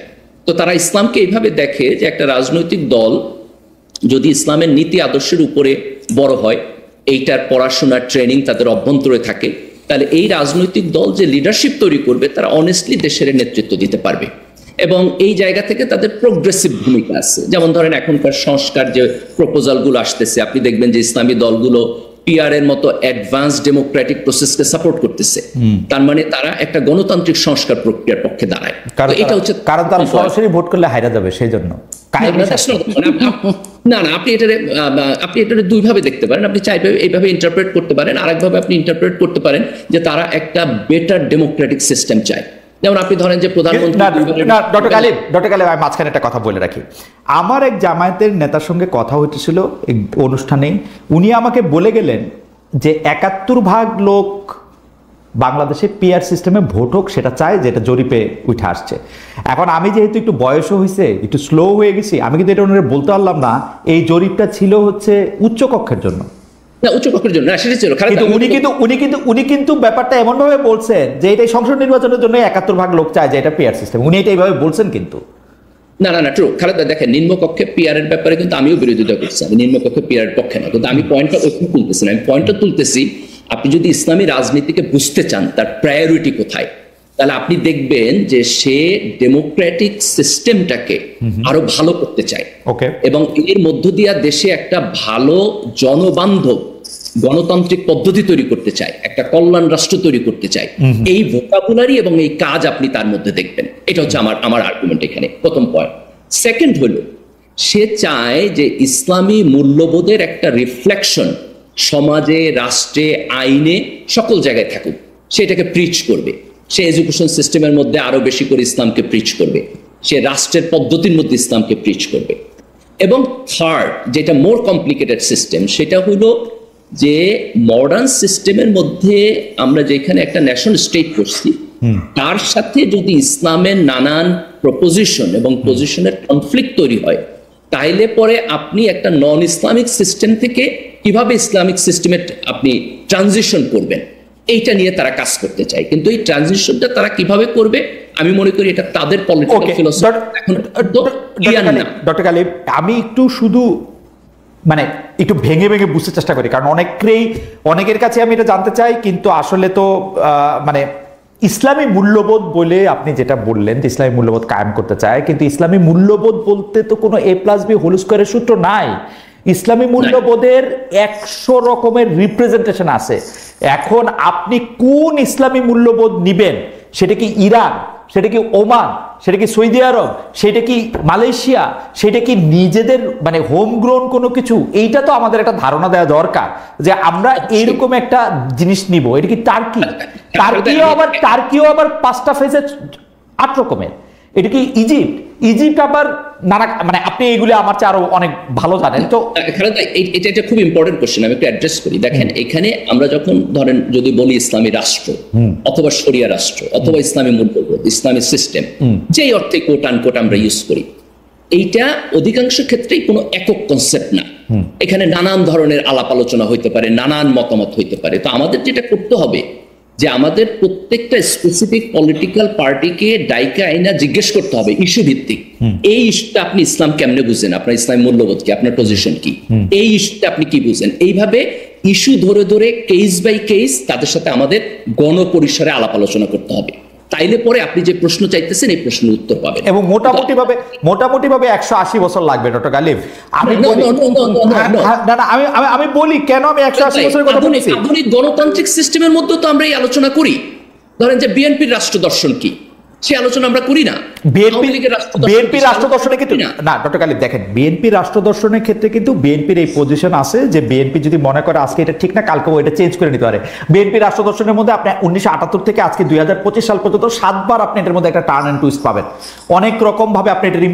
কিন্তু আপনাদের মুশকিল হচ্ছে আপনাদেরই কিন্তু শুনতে হইতেছে যে ইসলামের তো ভার্সন হয় না, এবং নামাজে কেমনে দাঁড়াবে সেইটা নিয়ে খুনাখুনি হইতেছে, মসজিদের সামনে গিয়ে লিখতে হইতেছে যে এটা আরেকটা জিনিস। আপনারা এইটাও তো অ্যাড্রেস করতে হবে। এখন আপনি এটা আলোচনা করে কেমনে এটা ঠিক করবেন। আপনি যদি নেতৃত্ব দেন, আমি জামাত ইসলামের কথা বলতেছি, আপনি যদি নেতৃত্ব দেন আপনাকে তো প্রথমে বইলা নিতে হবে যে আমি এইটা করতে যেতেছি, তোমরা আমার সাথে একমত কিনা। আপনি তো এটা ওপেন এন্ডেড রাখতেছেন, সবাই যাতে আপনার পক্ষে আসে। না না না, তাহলে আপনি আমার পজিশন ভুল বলছেন। আমি বলতেছি যে একটা রাজনৈতিক দল যখন নিজেকে বলতেছে আমি ইসলামী রাজনৈতিক দল, তখন তাকে প্রত্যেকটা ইস্যুতে সে কোনটাকে তার প্রেফার্ড অথবা পারফেক্ট ইসলামিক প্রিন্সিপাল বলে মনে করে সেটাকে ওপেন ডিক্লারেশন করতে হবে, এবং সেই ডিক্লারেশনের বেসিসে সমাজের সাথে তার আলাপ আলোচনা হইতে হবে। এবং দুইটা ইসলামিক দল দুই রকম চিন্তা করতে পারে, তিনটা ইসলামিক দল তিন রকম চিন্তা করতে পারে। এখানে আপনি মডেলে তারে ফেলাইতে পারবেন না। এটা ইসলামিক দলের দায়িত্ব হইলো যে সে ইসলাম বলতে কি বুঝে, কিভাবে ইমপ্লিমেন্টেশন করবে, প্রত্যেক পলিসিতে তার স্ট্যান্ড কি, এটা সে ক্লিয়ার করবে। ক্লিয়ার করার পরে তাদের সাথে আমাদের গণপরিসরে আলাপ আলোচনা। আচ্ছা ঠিক আছে, তাহলে আপনার কাছে আমি একদম তাহলে এখন কুইক ফায়ার স্পেসিফিক কিছু প্রশ্ন করি, কারণ মনিয়াপার অনেক ক্লান্ত, এটা বুঝে দিয়েছে। আমাদের দর্শকরা বলতেছে যে মনিয়াপার ঘুম পাইছে কিনা, আমি একদম স্পেসিফিক প্রশ্ন করতে চাই, কারণ আপনার সাথে এই আলোচনাগুলি গুরুত্বপূর্ণ। মনিয়াপাও নিশ্চয়ই আমাদের সাথে এই আলোচনাগুলি অংশগ্রহণ করবেন। আপনি আমাকে বলেন তো যে জামায়াতে ইসলামী খেলাফত চায় না গণতন্ত্র চায়? জামাত ইসলামী খেলাফতের নীতির ভিত্তিতে একটা আধুনিক গণতান্ত্রিক রাষ্ট্র চায় বলে আমি মনে করি। ডক্টর গালিব, এটা তো পুরোপুরি হাজারু হইলো, হাস এবং সজারুর মিশ্রণ হইলো। না না না খালেদ ভাই, এটা ইসলামকে সিরিয়াসলি না পড়ার কারণে এই প্রশ্নগুলো আপনারা করেন। এগুলো ইসলামিক থিওলজি এবং ফিলোসফির মধ্যে অনেক কমপ্লিকেটেড আলোচনা আছে। তার মানে ইসলামে গণতন্ত্র আছে, খেলাফত আছে। মানে ডক্টর গালিব, আমি আপনাকে একটা খুব ক্লিয়ার প্রশ্ন বলি। আপনি শাসক নির্বাচনে আবু বকরের সিস্টেম চান না ওমরের সিস্টেম চান, কোনটা ইসলাম? আপনি আমাকে বলেন কোনটা ইসলাম। একভাবে শাসক আপনি আমাকে বলেন কোনটা ইসলাম।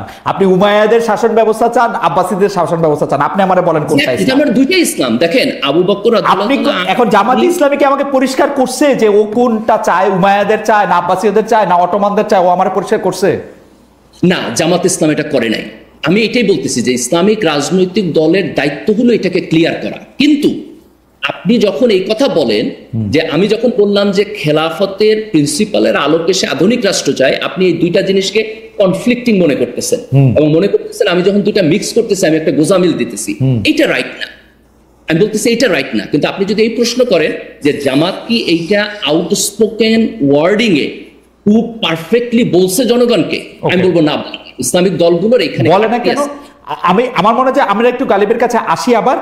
ডক্টর গালিব, আপনি আমার এটা বলে না কেন সেটা বলবেন। আরো কিছু জিনিস আমার স্পেসিফিক আপনার কাছে জানার আছে, কারণ আপনার সাথে কথা বলা মানে হচ্ছে অনেক কিছু জানা, তো সেই জন্য আমি আসছি আবার আপনার কাছে। কিন্তু মনিয়াপার কাছেও আমি একটু জানতে চাই যে মনিয়াপা একইভাবে, মানে আমরা এই মুহূর্তে কি তর্ক হইতেছে আসলে 2025, আপনাকে আমি আসলে প্রায় 30 বছর ধরে চিনি, তো 2025-এর তর্ক তো আসলে শুধু 2025-এর তর্ক হবে না, মানে আমরা বেঁচে থাকলে নিশ্চয়ই 2045 সালেও আমরা একটা কথা বলবো। আপনি 2025 সালের প্রেক্ষিতে আপনি আসলে বিএনপির কোনো রাজনৈতিক আদর্শের জায়গা থেকে কোনো পরিবর্তন দেখেন, কোনো অবস্থান দেখেন, স্পেসিফিক কোনো একটা জায়গায় যাওয়ার লক্ষ্য দেখেন? যেমন আপনি খুবই রাগ হইলেন যখন বলা হলো এক জালিম থেকে আরেক জালিমে যাওয়ার, কিন্তু আপনি বিশ্বাস করেন, মানে আমি এক ফোঁটাও বাড়ায় বলতেছি না, বাংলাদেশে যেই দুষ্টামি যেই চাঁদাবাজিগুলি এখন আওয়ামী লীগ করতো তার 90% এখন বিএনপি করতেছে।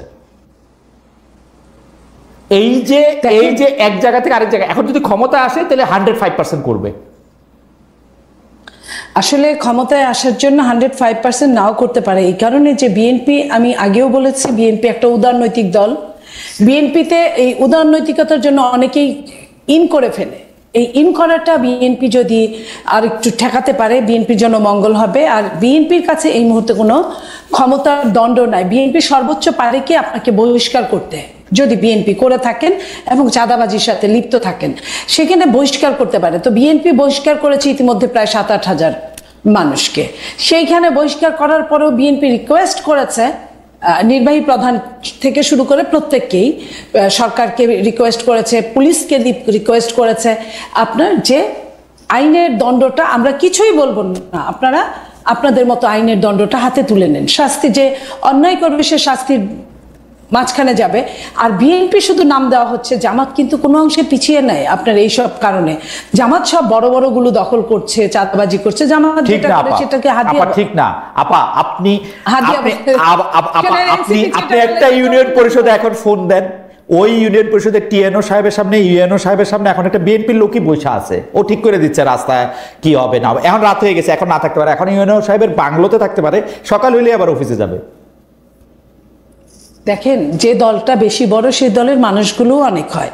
সেইখানে আপনি যদি ওই রেশিও ধরেন, যে দলের ভোট 7 থেকে 8%, তাদের যে মানুষগুলো থাকবে, যে দলের ভোট 30 থেকে 35% বা 40%, সে দলের মানুষগুলো একটু বেশি থাকবে। এটা আমি নিরপেক্ষতার দৃষ্টিতে আপনাকেও অনুধাবন করার জন্য আমি প্রপোর্শনেট করেই বলতেছি যে ধরা যাক বিএনপি হচ্ছে একটা 100 বড় দল, ধরা যাক জামাত হচ্ছে একটা 10 বড় দল, সুতরাং বিএনপি যদি 100টা চাঁদাবাজি করে, জামাতের 10টা এবং এনসিপির 8টা করা উচিত। কিন্তু এটা এরকম না, এনসিপি 8টা, জামাত 10টা করলে বিএনপি করতেছে 1022টা। আমি আপনাকে বলি, এনসিপির যেটা, এটা তো কিংস পার্টি, তাকে যেভাবে সরকারের প্রশাসন থেকে শুরু করে প্রত্যেকেই যেভাবে নমনম করে, সেটা তো বিএনপি করে না। বিএনপিকে তখন কি হয়, বিএনপির হয়তো বা তার শক্তি আছে, 10 জনকে নিয়ে যায়, সেখানে যায়, ভাগ করে, ভাগাভাগি করে, হতে পারে, আমি হতে পারে দিয়ে কথা বলছি, সেখানে বিএনপির এটা করতে হয়। আর জামাত অত্যন্ত অত্যন্ত আপনার বুদ্ধি অ্যাপ্লাই করে, যে বুদ্ধিটা জামাত দেখেন প্রথমেই আপনার ব্যাংক ট্যাঙ্ক হতে পারে, জামাতের এক সময় ছিল, কিন্তু এটা তো আইনের মাধ্যমে যেতে পারতো, তা না করে নিজেরাই কিন্তু দখল করে নিয়ে বসে গেছে। এবং ও জামাতও কিন্তু আপনার যদি আপনার ইউনিয়ন পর্যায়ে খুঁজ নেন, আপনার জামাতও কিন্তু কোথাও কোথাও, আপনি এই যে ধরেন সিলেটের পাথরের, সাদা পাথরের কথাই বলি, আপনার ওইখানে কিন্তু সহযোগী যোদ্ধা হিসেবে ছিল, সহযোদ্ধা। আমি এইখানে আমি তো বলছি, আপনি তো বলেন না, আমি মনে করালাম, ঠিক না? তো সেইখানে ওই জায়গাটায় তখন কিন্তু কোনো বাদ বিচার থাকে না। তো যেখানে যাদের ক্ষমতা যেখানে বেশি, সেইখানে তারা সেইখানে অ্যাপ্লাই করে। এইখানে যদি সরকার যদি আইনের অনুশাসনটা হাতে তুলে নিত, শাস্তির আওতায় যদি তাদের নিয়ে আসতো, তাহলে কিন্তু এই ধরনের কোনো প্রশ্নই আসতো না। আজকে দেখেন আপনার ডেভিল হান্ট নামে যে আমার সেনাবাহিনীর ভাইরা যে জিনিসটা সৃষ্টি করলো, আপনার ডেভিলদের নাতিপুতিদের অ্যারেস্ট করলো। কয়টা ডেভিল আপনার অ্যারেস্ট হয়েছে বলেন? কয়জন? শুনি যে 17,000 16,000 নাকি লিস্ট হয়েছে। সেই লিস্টগুলো অ্যারেস্ট করতে বাধাটা কোথায়? বাধা বিএনপির বিএনপি বড় দল, বিএনপি লিস্ট দিয়ে রাখছে, খালেদকে গ্রেফতার করতে পারবেন না, যত বড় ডেভিল। আমি সেনাবাহিনীর সাথে কিন্তু বিএনপি যায় পারবে না, হয়তো পুলিশের এই মুহূর্তে ট্রমাটাইজ পুলিশের সাথে। সেনাবাহিনী তো আপনার ডেভিল হান্ট কি বের করেছে? সেনাবাহিনী বের করেছে। সেনাবাহিনী তাহলে কেন অ্যারেস্ট করে না? সেনাবাহিনী প্রতিটা জেলায় জেলায় আছে, জরুরি আইনের মধ্যে। আমি খালি আপনাকে মনে করাই দিই, কেন সেনাবাহিনী আপনার খালি আমি মনে করে দিই, এনসিপির আপনি কিংস পার্টি করতেছেন, কিন্তু গত কয়েকদিনে এনসিপির যাদের যাদের গ্রেফতার করা হয়েছে, তারা সবাই কেন্দ্রীয় নেতা, কিংস পার্টি হিসাবে তারা কোনো রকম কোনো বাড়তি কোনো সুবিধা পায় নাই। অন্যদিকে প্রত্যেকটা ডিসি, প্রত্যেকটা এসপি নিজেদেরকে ছাত্রলীগ, ছাত্রদল, যুবদল, বিএনপির লোক হিসাবে ঠারে ঠোরে নানাভাবে পরিচয় দিতেছে। সচিবদের মধ্যে অনেকে বিএনপির কি বলে, যথেষ্ট পরিমাণে বিএনপি কিনা দেখে ফিরে আনা হইতেছে। আপনি এগুলি, আপনার ইতিহাস কি বলে যে আগুন খাবে সে আংরা ফেলবে, সে কয়লা ফেলবে। সো আপনারা কেউ, আমি আপনারা মানে এটা আমার শব্দগত কথা বলছি, আপনারা যারা বিএনপি কে নিয়ে এত কথা বলছেন, তারা শাস্তির আওতায় না গিয়ে, বিএনপি এমন দানব না যে আপনি শাস্তির আওতায় গেলে কিছু করতে পারবে। কেন এই সরকার আসার পরে বিএনপি আপনার সেনাবাহিনীর হাতে মারা যায় নাই? এই ইতিহাসও তো আছে। কই তারা কি তাদের পরিবার কি অথচ যে মারা গেছে সে কিন্তু ওরকম দোষী ছিল না, তারা কি কিছু করেছে? এই যে আপনি বলছেন আপনার খুলনায় কি হয়েছে, যে ছেলেটাকে বিএনপি যুব দলের বহিষ্কার করলো সেই ছেলেকে কয়দিন পরে জামাত মেরে ফেললো, শুধু মারলই না রকটা কেটে দিল, রক কেটে দিল, তাদের পুরানা জায়গাটায় তারা স্মরণ করিয়ে দিল যে আমরা কিন্তু আমাদের অস্ত্র জমা দিয়েছি কিন্তু আমরা কিন্তু ট্রেনিং ভুলে যাই। আচ্ছা আপা আমি আবার আপনার কাছে আসবো। আমি শুধু আপনাকে যেহেতু খুনের কথা হত্যার কথা যেহেতু আপনি বললেন সেহেতু আপনাকে আমি একটু মনে করে দিচ্ছি যে আপনি জানেন যে ঢাকা বিশ্ববিদ্যালয়ের সাম্য বলে একজন ছাত্র কে হত্যা করা হলো, হত্যা করা হয়েছিল। সেই সাম্য হত্যার পরে সাম্যর একজন আত্মীয় আমাকে একটা মেসেজ পাঠিয়েছেন। সেই মেসেজের মধ্যে কিন্তু আমি দেখতে পাচ্ছি যে আমি তার মেসেজ থেকে পড়ছি, অলমোস্ট 3.5 মাস হয়ে গেল সাম্যর খুনের তদন্তের ফাইনাল চার্জশিট কোথায়? ফাইনাল চার্জশিট আমার জানা মতো যদ্দূর জানি 45 দিনের মধ্যে দিতে হয়, এখন তার চেয়ে অনেক বেশি সময় লাগে। কথা হচ্ছে যে বিএনপি এটা নিয়ে কথা বলে না। পুলিশের ভাষ্য মতে খুনিরা সবাই ধরা পড়েছে, তাহলে খুনিরা যদি ধরা পড়েই তাহলে তো তারা কেন তাকে খুন করেছে সেটা অবশ্যই জানে। এরসে এতদিন পরে খুনের মোটিভ জানানো হলো না কেন? আমরা বিএনপি থেকে এখানে একটা রহস্যজনক চুপ থাকা দেখি। আমরা দেখি যে কোনো হত্যাকাণ্ড বা যে কোনো খুন বা যে কোনো ইনসিডেন্ট বিএনপি এক ধরনের পলিটিক্যাল কারণে ব্যবহার করা যায়। মনে হয় আমি আপনি দুজনেই, আপনি আমার বড় বোনের মতো, কারণ ঢাকা ইউনিভার্সিটিতে আমরা দুজনেই পড়েছি। এই ছাত্রটি আমাদের ছোট ভাইয়ের মতো। আপনি এটি নিয়ে কি বলেন যে বিএনপি এই খুনটিকে রাজনৈতিকভাবে ব্যবহার করছে কিনা, করেছে কিনা, এবং এটি নিয়ে অবস্থান কি? আমরা ফিরে আসছি আপনার কাছে আপা, আমরা ফিরে আসছি। আপনাকে প্রশ্নটি আপনি করে রাখলাম। আমি ডক্টর গালিবের কাছে আবার একটু ফিরে যাই। ডক্টর গালিব, কতগুলি বিষয় নিয়ে আপনার একটু ক্লিয়ার হব এরকম একটা ধারণা ছিল। আমাদের দর্শকরা যেটি এখন সবচেয়ে বেশি জানতে চাইছেন যে জামাতে ইসলামী বা ইসলামী দলগুলো এইটি পরিষ্কার করেছে কিনা বাংলাদেশের নাগরিক হিসাবে যারা ইসলাম ধর্মে বিশ্বাস করে না, অর্থাৎ অন্য ধর্মাবলম্বী বা অন্য আদর্শাবলম্বী বা কোনো ধর্মাবলম্বী নয়, তাদের অবস্থান আসলে যে ইসলামী রাষ্ট্র ব্যবস্থার কথা আপনি বলছেন বা আলোচনার মাধ্যমে যেটা প্রতিষ্ঠা করার আপনি বলছেন, এটা জামাত ইসলামী ক্লিয়ার করেছে কিনা, তাদের কি হবে? অর্থাৎ দর্শকদের জন্য আমি আবারও বলি, সংখ্যালঘুদের অবস্থান সেই রাষ্ট্রে কিরকম হবে? আমার কথা হচ্ছে এইটা তুলনামূলক, যেমন ধরেন আমার যেটা পজিশন যে কিছু কিছু জায়গায় এগুলো আরো স্পষ্টভাবে বলতে হবে, কিন্তু সংখ্যালঘু বা অন্য ধর্মাবলম্বীদের বিষয়ে জামাত ইসলামের যেটা পজিশন এটা কিন্তু খুব স্ট্রেট ফরওয়ার্ড। জামাতের আমির অ্যাগেইন অ্যান্ড অ্যাগেইন এটা বলছে যে এই দেশের টেরিটরির মধ্যে যাদের জন্ম তারা সবাই আল্লাহর বান্দা, এবং আল্লাহর বান্দা হিসাবে তার যে বান্দার অধিকার, যেটাকে আমরা মডার্ন ল্যাঙ্গুয়েজে যদি বলি যে রাষ্ট্রের সিটিজেন হিসাবে তার যে নাগরিক অধিকার, সেই নাগরিক অধিকার কোনোভাবেই একেবারে মিনিমাম পরিমাণ আপনার কম্প্রোমাইজ হবে না। এবং এই থিওরিটিক্যাল জায়গার একটা প্র্যাকটিক্যাল অ্যাপ্লিকেশন আছে, সেটা হলো যে জামাত এবং শিবিরকে যদি আপনি দেখেন যে তারা তাদের পার্টির বাইরের লোকদের সাথেও এক ধরনের একটা কোঅপারেশনে যাইতে চায়, যেটা আপনি সামটাইমস একটু প্রশ্ন তুলছেন যে এটা ঠিক কিনা, কিভাবে করবে, কিন্তু আমি এটার খুব পজিটিভ দৃষ্টিতে দেখি। যেমন আপনি যদি ছাত্র শিবিরের ডাকসু ইলেকশন দেখেন তাহলে দেখবেন যে সেইখানে তারা একটা সর্বদলীয় ছাত্র ঐক্য প্যানেল করছে, যেখানে আপনার ইসলাম ধর্মের বাইরের লোকও আসছে, আর লিবারাল চিন্তার লোকেরাও আসছে। তো এই যে জামাত এবং শিবিরের রাজনীতির একটা প্র্যাকটিক্যাল আন্ডারস্ট্যান্ডিং, যেখানে তারা কোঅপারেশনের মধ্য দিয়ে রাজনীতি করতে চায় এবং অন্য ধর্মের লোকদের ব্যাপারে তার নাগরিক অধিকার মিনিমাম কম্প্রোমাইজড হবে না, তার ব্যাপারে যে থিওরিটিক্যাল অবস্থান, এই জায়গা থেকে আমি মনে করি এই ইস্যুতে জামাতের পজিশন একেবারে ক্লিয়ার কাট, স্ট্রেট ফরওয়ার্ড। আমার কাছে যে প্রশ্নটা একটু আপনাকে করতেই হচ্ছে, অমুসলিমদের জন্য আসলে শরিয়া আমি অত ভালো না বুঝলেও থিওলজি আমার একটা পছন্দের জায়গা, আগ্রহের জায়গা, আমি এটা পাঠ করি আমার মতো করে। তো অমুসলিমদের জন্য একটা কর ধার্য করা আছে যেটাকে জিজিয়া বলে সাধারণ হিসাবের মধ্যে।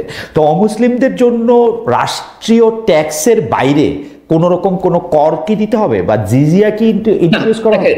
That's a very interesting question. আপনি যদি জিজিয়ার হিস্ট্রিতে যান, ধরেন যে মানে আগের রাষ্ট্র ব্যবস্থাতে এখনকার সময় মতো ছিল না, ওই সময় কিন্তু আলাদা করে কোনো ট্যাক্স ছিল না, কোনো নাগরিকের কোনো ট্যাক্স দিত না। যারা মুসলিম ছিল তাদের একটা থিওলজিক্যাল কমিটমেন্ট ছিল রাষ্ট্রের সাথে, যে সে রাষ্ট্রের যুদ্ধ প্রয়োজন হলে জিহাদে আসবে, আবার রাষ্ট্র হচ্ছে তারে পাল্টা আপনার প্রোটেকশন দিবে, আর সে হচ্ছে জাকাত দিত। জাকাত ওয়াজ কাইন্ড অফ আপনার ট্যাক্স মানি। নন মুসলিমদের তো জাকাত দেওয়া লাগতো না, তাহলে রাষ্ট্রের সাথে তার সামরিক চুক্তি কি, তার আলাদা করে ছিল না। এটা আমি বোঝার জন্য জাকাত কিন্তু একটু শেষ, ঠিক আছে ঠিক আছে। এইটার অল্টারনেটিভ হিসাবে তাদের তখন জিজিয়া করছিল, যে তারা জিজিয়া একটা ট্যাক্স, যেই ট্যাক্সটাকে তারা রাষ্ট্রের সাথে দিবে এবং রাষ্ট্রের সাথে তার এই নিরাপত্তার চুক্তি হবে। আধুনিক রাষ্ট্রের মধ্যে আমরা এই চুক্তিটা এইভাবে আলাদা আলাদা করে করি না। আধুনিক রাষ্ট্রের মধ্যে আমরা চুক্তিটা করি যে আপনি যদি রাষ্ট্রের নাগরিক হন তাহলে আপনি এই চুক্তির মধ্যে একসাথে আছেন। এবং যেই ট্যাক্সটা আমরা ধর্মের ভিত্তিতে ভাগ করি না, যাকাতটা রিলিজিয়াস ডিউটি হিসাবে আলাদাভাবে দিবে, কিন্তু রাষ্ট্রকে আপনি যে ইনকাম ট্যাক্স দেন সেই ট্যাক্সে তো আপনার মুসলিম নন মুসলিম সমান, তাহলে আপনি সেখানে আলাদা করে জিজিয়া এখনকার জন্য আপনি যে বলতেছেন এখানে আমার দুইটা জিনিস, একটা জিনিস হচ্ছে আধুনিক রাষ্ট্রের ক্ষেত্রে যে আপনি এটা আলাদা করছেন, ভাগ করছেন, সেটা আসলে কিসের ভিত্তিতে করছেন, এক।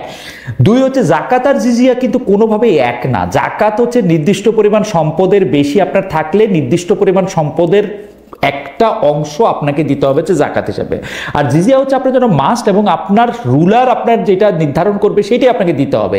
সুতরাং জাকাত আর জিজিয়াকে আমি মানে ভালো খারাপের কোনো জায়গা থেকে না, একটাকে আরেকটা মানে দুইটা একরকম সেটা এটা বলা যাবে না। জি জি করেন। একজন মুসলিম যখন ইসলামী রাষ্ট্রের নাগরিক হয় তখন রাষ্ট্রের সাথে তার একটা কম্প্রিহেনসিভ চুক্তি থাকে। এই চুক্তি হলো তার ধর্মের থিওলজির মধ্যে যে আমি মুসলিম হিসেবে এই কাজে বাধ্য।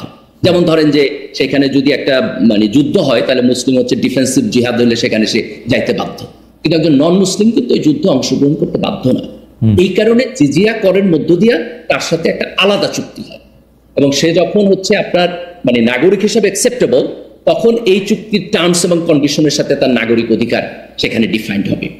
এখন আধুনিক রাষ্ট্রে এই নাগরিক অধিকারটা কনস্টিটিউশনের মধ্যে অলরেডি ডিফাইন্ড, তার ফলে আপনার এখানে আলাদা করে যাইয়া তারা জিজিয়ার মধ্যে দিয়ে এটা ডিফাইন করতে হবে না। মানে ট্যাক্সের ক্ষেত্রে ইসলামী রাষ্ট্র হইলেও ট্যাক্সের ক্ষেত্রে বা জাকাত জিজিয়া আমি যে নামে ডাকি না কেন সেই ক্ষেত্রে মুসলিম ও মুসলিমদের মধ্যে কোনো পার্থক্য থাকবে না, মানে আমি 5 টাকা দিব ও 10 টাকা দিবে এটা থাকবে না।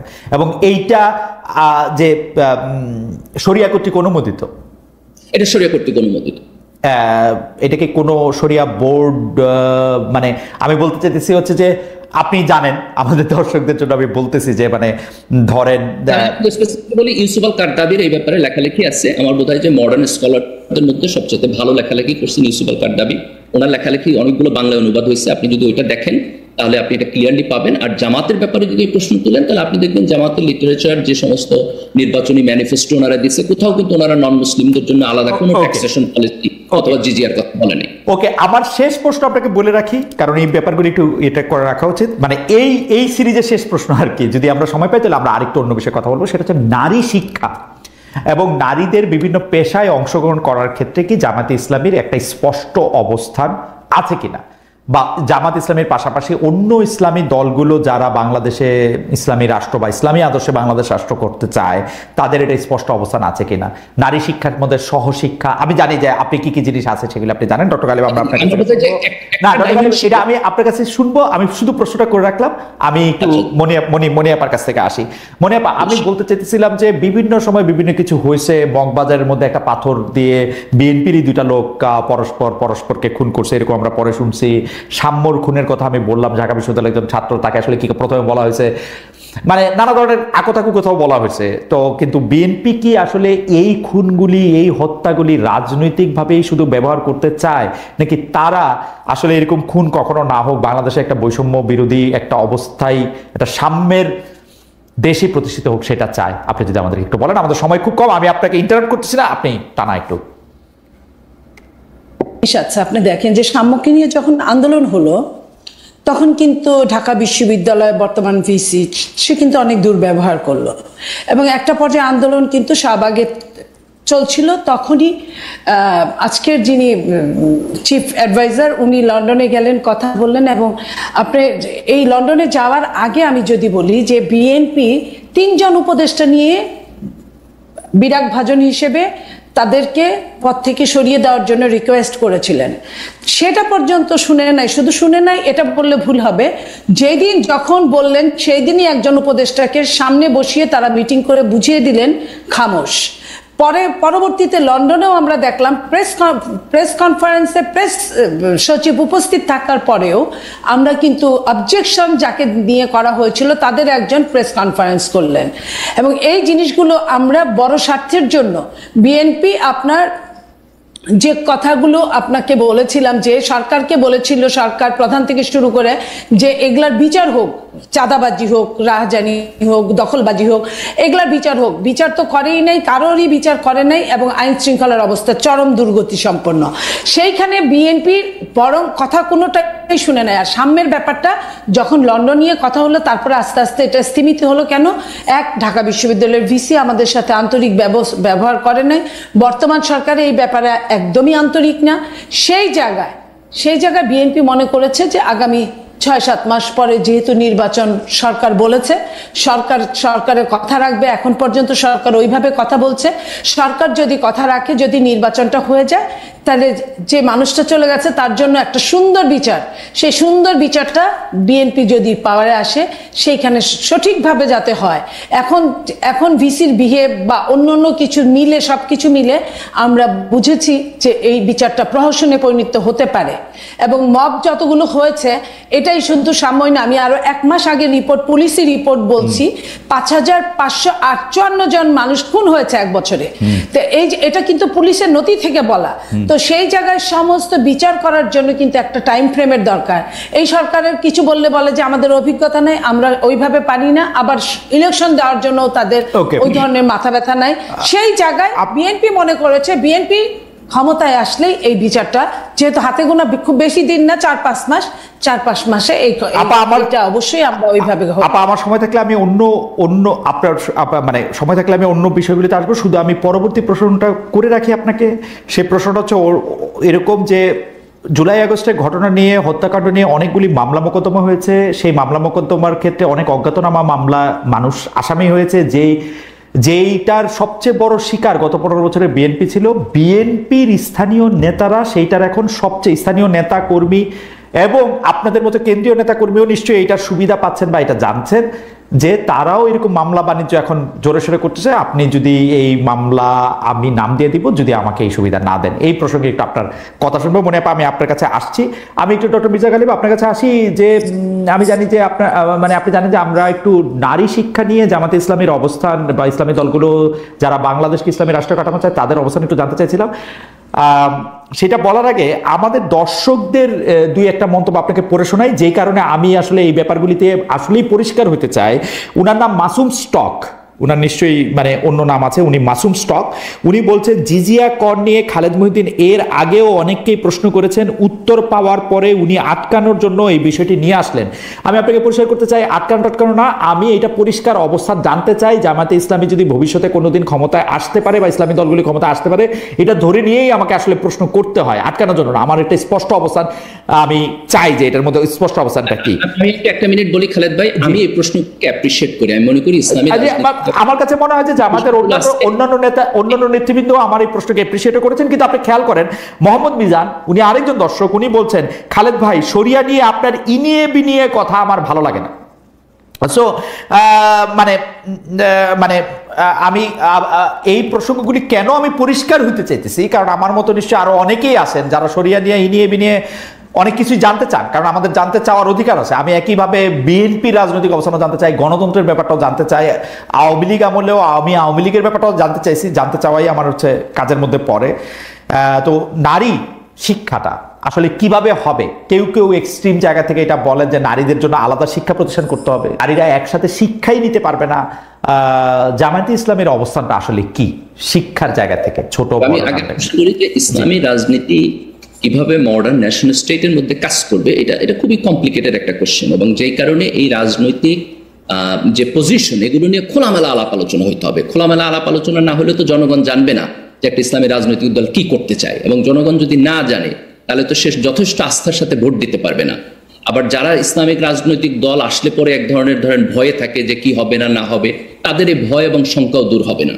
তো এই কারণে একেবারে খোলামেলা ভাবে এই এজেন্ডাগুলো ধরে যদি আলোচনা হয় তাহলে সেটা একটা ভালো গণতান্ত্রিক সমাজ দিবে। এই কারণে আমি এই আলোচনার পক্ষে। এবার আমি স্পেসিফিকলি আপনার কোশ্চেনে আসি যে দেখেন, নারীদের পড়াশোনার ব্যাপারে জামাত ইসলামের এবং বাংলাদেশের অন্যান্য ইসলামিক দলগুলো যদি দেখেন, পড়াশোনার ব্যাপারে সাধারণত কোনো নেগেটিভিটি নাই। খুব মাইনর কিছু অপিনিয়ন আছে, কিন্তু মেজরিটি ইসলামিস্টরা তারা পড়াশোনা করতে পারবে, তাদের চাকরির ব্যাপারেও কোনো নেগেটিভিটি নাই, তারা চাকরি করতে পারবে। চাকরি ক্ষেত্রের যে ওয়ার্কিং এনভায়রনমেন্ট সেটার ব্যাপারে কনসার্ন আছে, কিন্তু এই কনসার্নের জায়গা থেকে কোনো কালেকটিভ রেগুলেশন আসবে না। এটা ব্যক্তির উপরে, যে আপনি যদি কোথাও মনে করেন ওয়ার্কিং এনভায়রনমেন্ট এখানে ভালো না, আপনি সেখানে যাবেন না, চাকরি করবেন না। রাষ্ট্রের দিক থেকে ওয়ার্কিং এনভায়রনমেন্টটাকে আরো কিভাবে ডেভেলপ করা যায় সেই কাজটা তারা ক্ষমতায় আসলে করবে। এরপরের প্রশ্নটা থাকে সহশিক্ষা। এইখানে ছেলে এবং মেয়ে একসাথে আপনার এডুকেশন সিস্টেমে পড়াশোনা করলে এটা অন ইসলামিক কিনা অথবা এটা ডিসকারেজেবল কিনা, এটা নিয়ে ডিফারেন্স অফ ওপিনিয়ন আছে। আপনার অনেকগুলো দেশে, যেমন আপনি যদি মালয়েশিয়াতে দেখেন, টার্কিতে দেখেন, আমি এখানে আমেরিকাতে মুসলিম কমিউনিটিতে দেখি, তারা এটার ব্যাপারে কোনো প্রবলেম ফিল করে না। কিন্তু বাংলাদেশের আলেম ওলামাদের আপনার মেজরিটির একটা আন্ডারস্ট্যান্ডিং হলো সহশিক্ষা এটা করা ঠিক না, এটা না হইলে ভালো। জামাত শিবিরের মধ্যে আমি যখন বেড়ে উঠছি শিবিরের মধ্যে, সেখানে সহশিক্ষাকে আপনার নেগেটিভলি দেখা হইতো, যে এটাকে ডিসকারেজ করা হইতো। তো সেই জায়গা থেকে এখন জামাতের এখানে পজিশন কি, মোরাল পজিশন বা ইসলামিক পজিশন কি, এটা আমি বলতে পারবো না। এটা খুব এলাবোরেটলি আলাপ আলোচনা হয়েছে কিনা, এটা এক ধরনের হয়তো কনফিউশনের মধ্যে আছে। কিন্তু আমি যদি জামাতের রাজনৈতিক এজেন্ডা দেখি, তারা কোথাও মানে ক্ষমতায় আসলেই এটাকে লিমিট করবে এটা বলে নাই। ডক্টর গালিব, এই যে ডিফারেন্সেস অফ ওপিনিয়ন আছে, আল আজহার বিশ্ববিদ্যালয়ে সহশিক্ষা আছে কি নাই, মদিনা বিশ্ববিদ্যালয়ে সহশিক্ষা আছে কি নাই, বা ইসলামিক এনলাইটেনমেন্ট যেসব জায়গায় হয়েছে সেসব জায়গায় সহশিক্ষা আছে কি নাই, সেটা নিয়ে আপনি আসলে 100 রকমের ডিফারেন্স অফ ওপিনিয়ন আছে, সেটা আমরা জানি। আমার প্রশ্নটা তোলার প্রেমিসটা হইল, জামায়াতে ইসলামী বা অন্য ইসলামিক দলগুলো এইটা পরিষ্কার কেন করে না? এইটার মধ্যে আমি কায়েমি স্বার্থ দেখি যে যদি কোনোভাবে ক্ষমতায় আসতে পারি, আমার মনে যা আছে তা আমি করব, অথবা কায়েমি স্বার্থটা আমি দেখি না কি হয়, কোন দিকে বাতাস যায় সেদিকে আমি এটা করি। একটা আদর্শবাদী দাবি করা রাজনৈতিক দলের অবস্থান এরকম হইতে পারে না।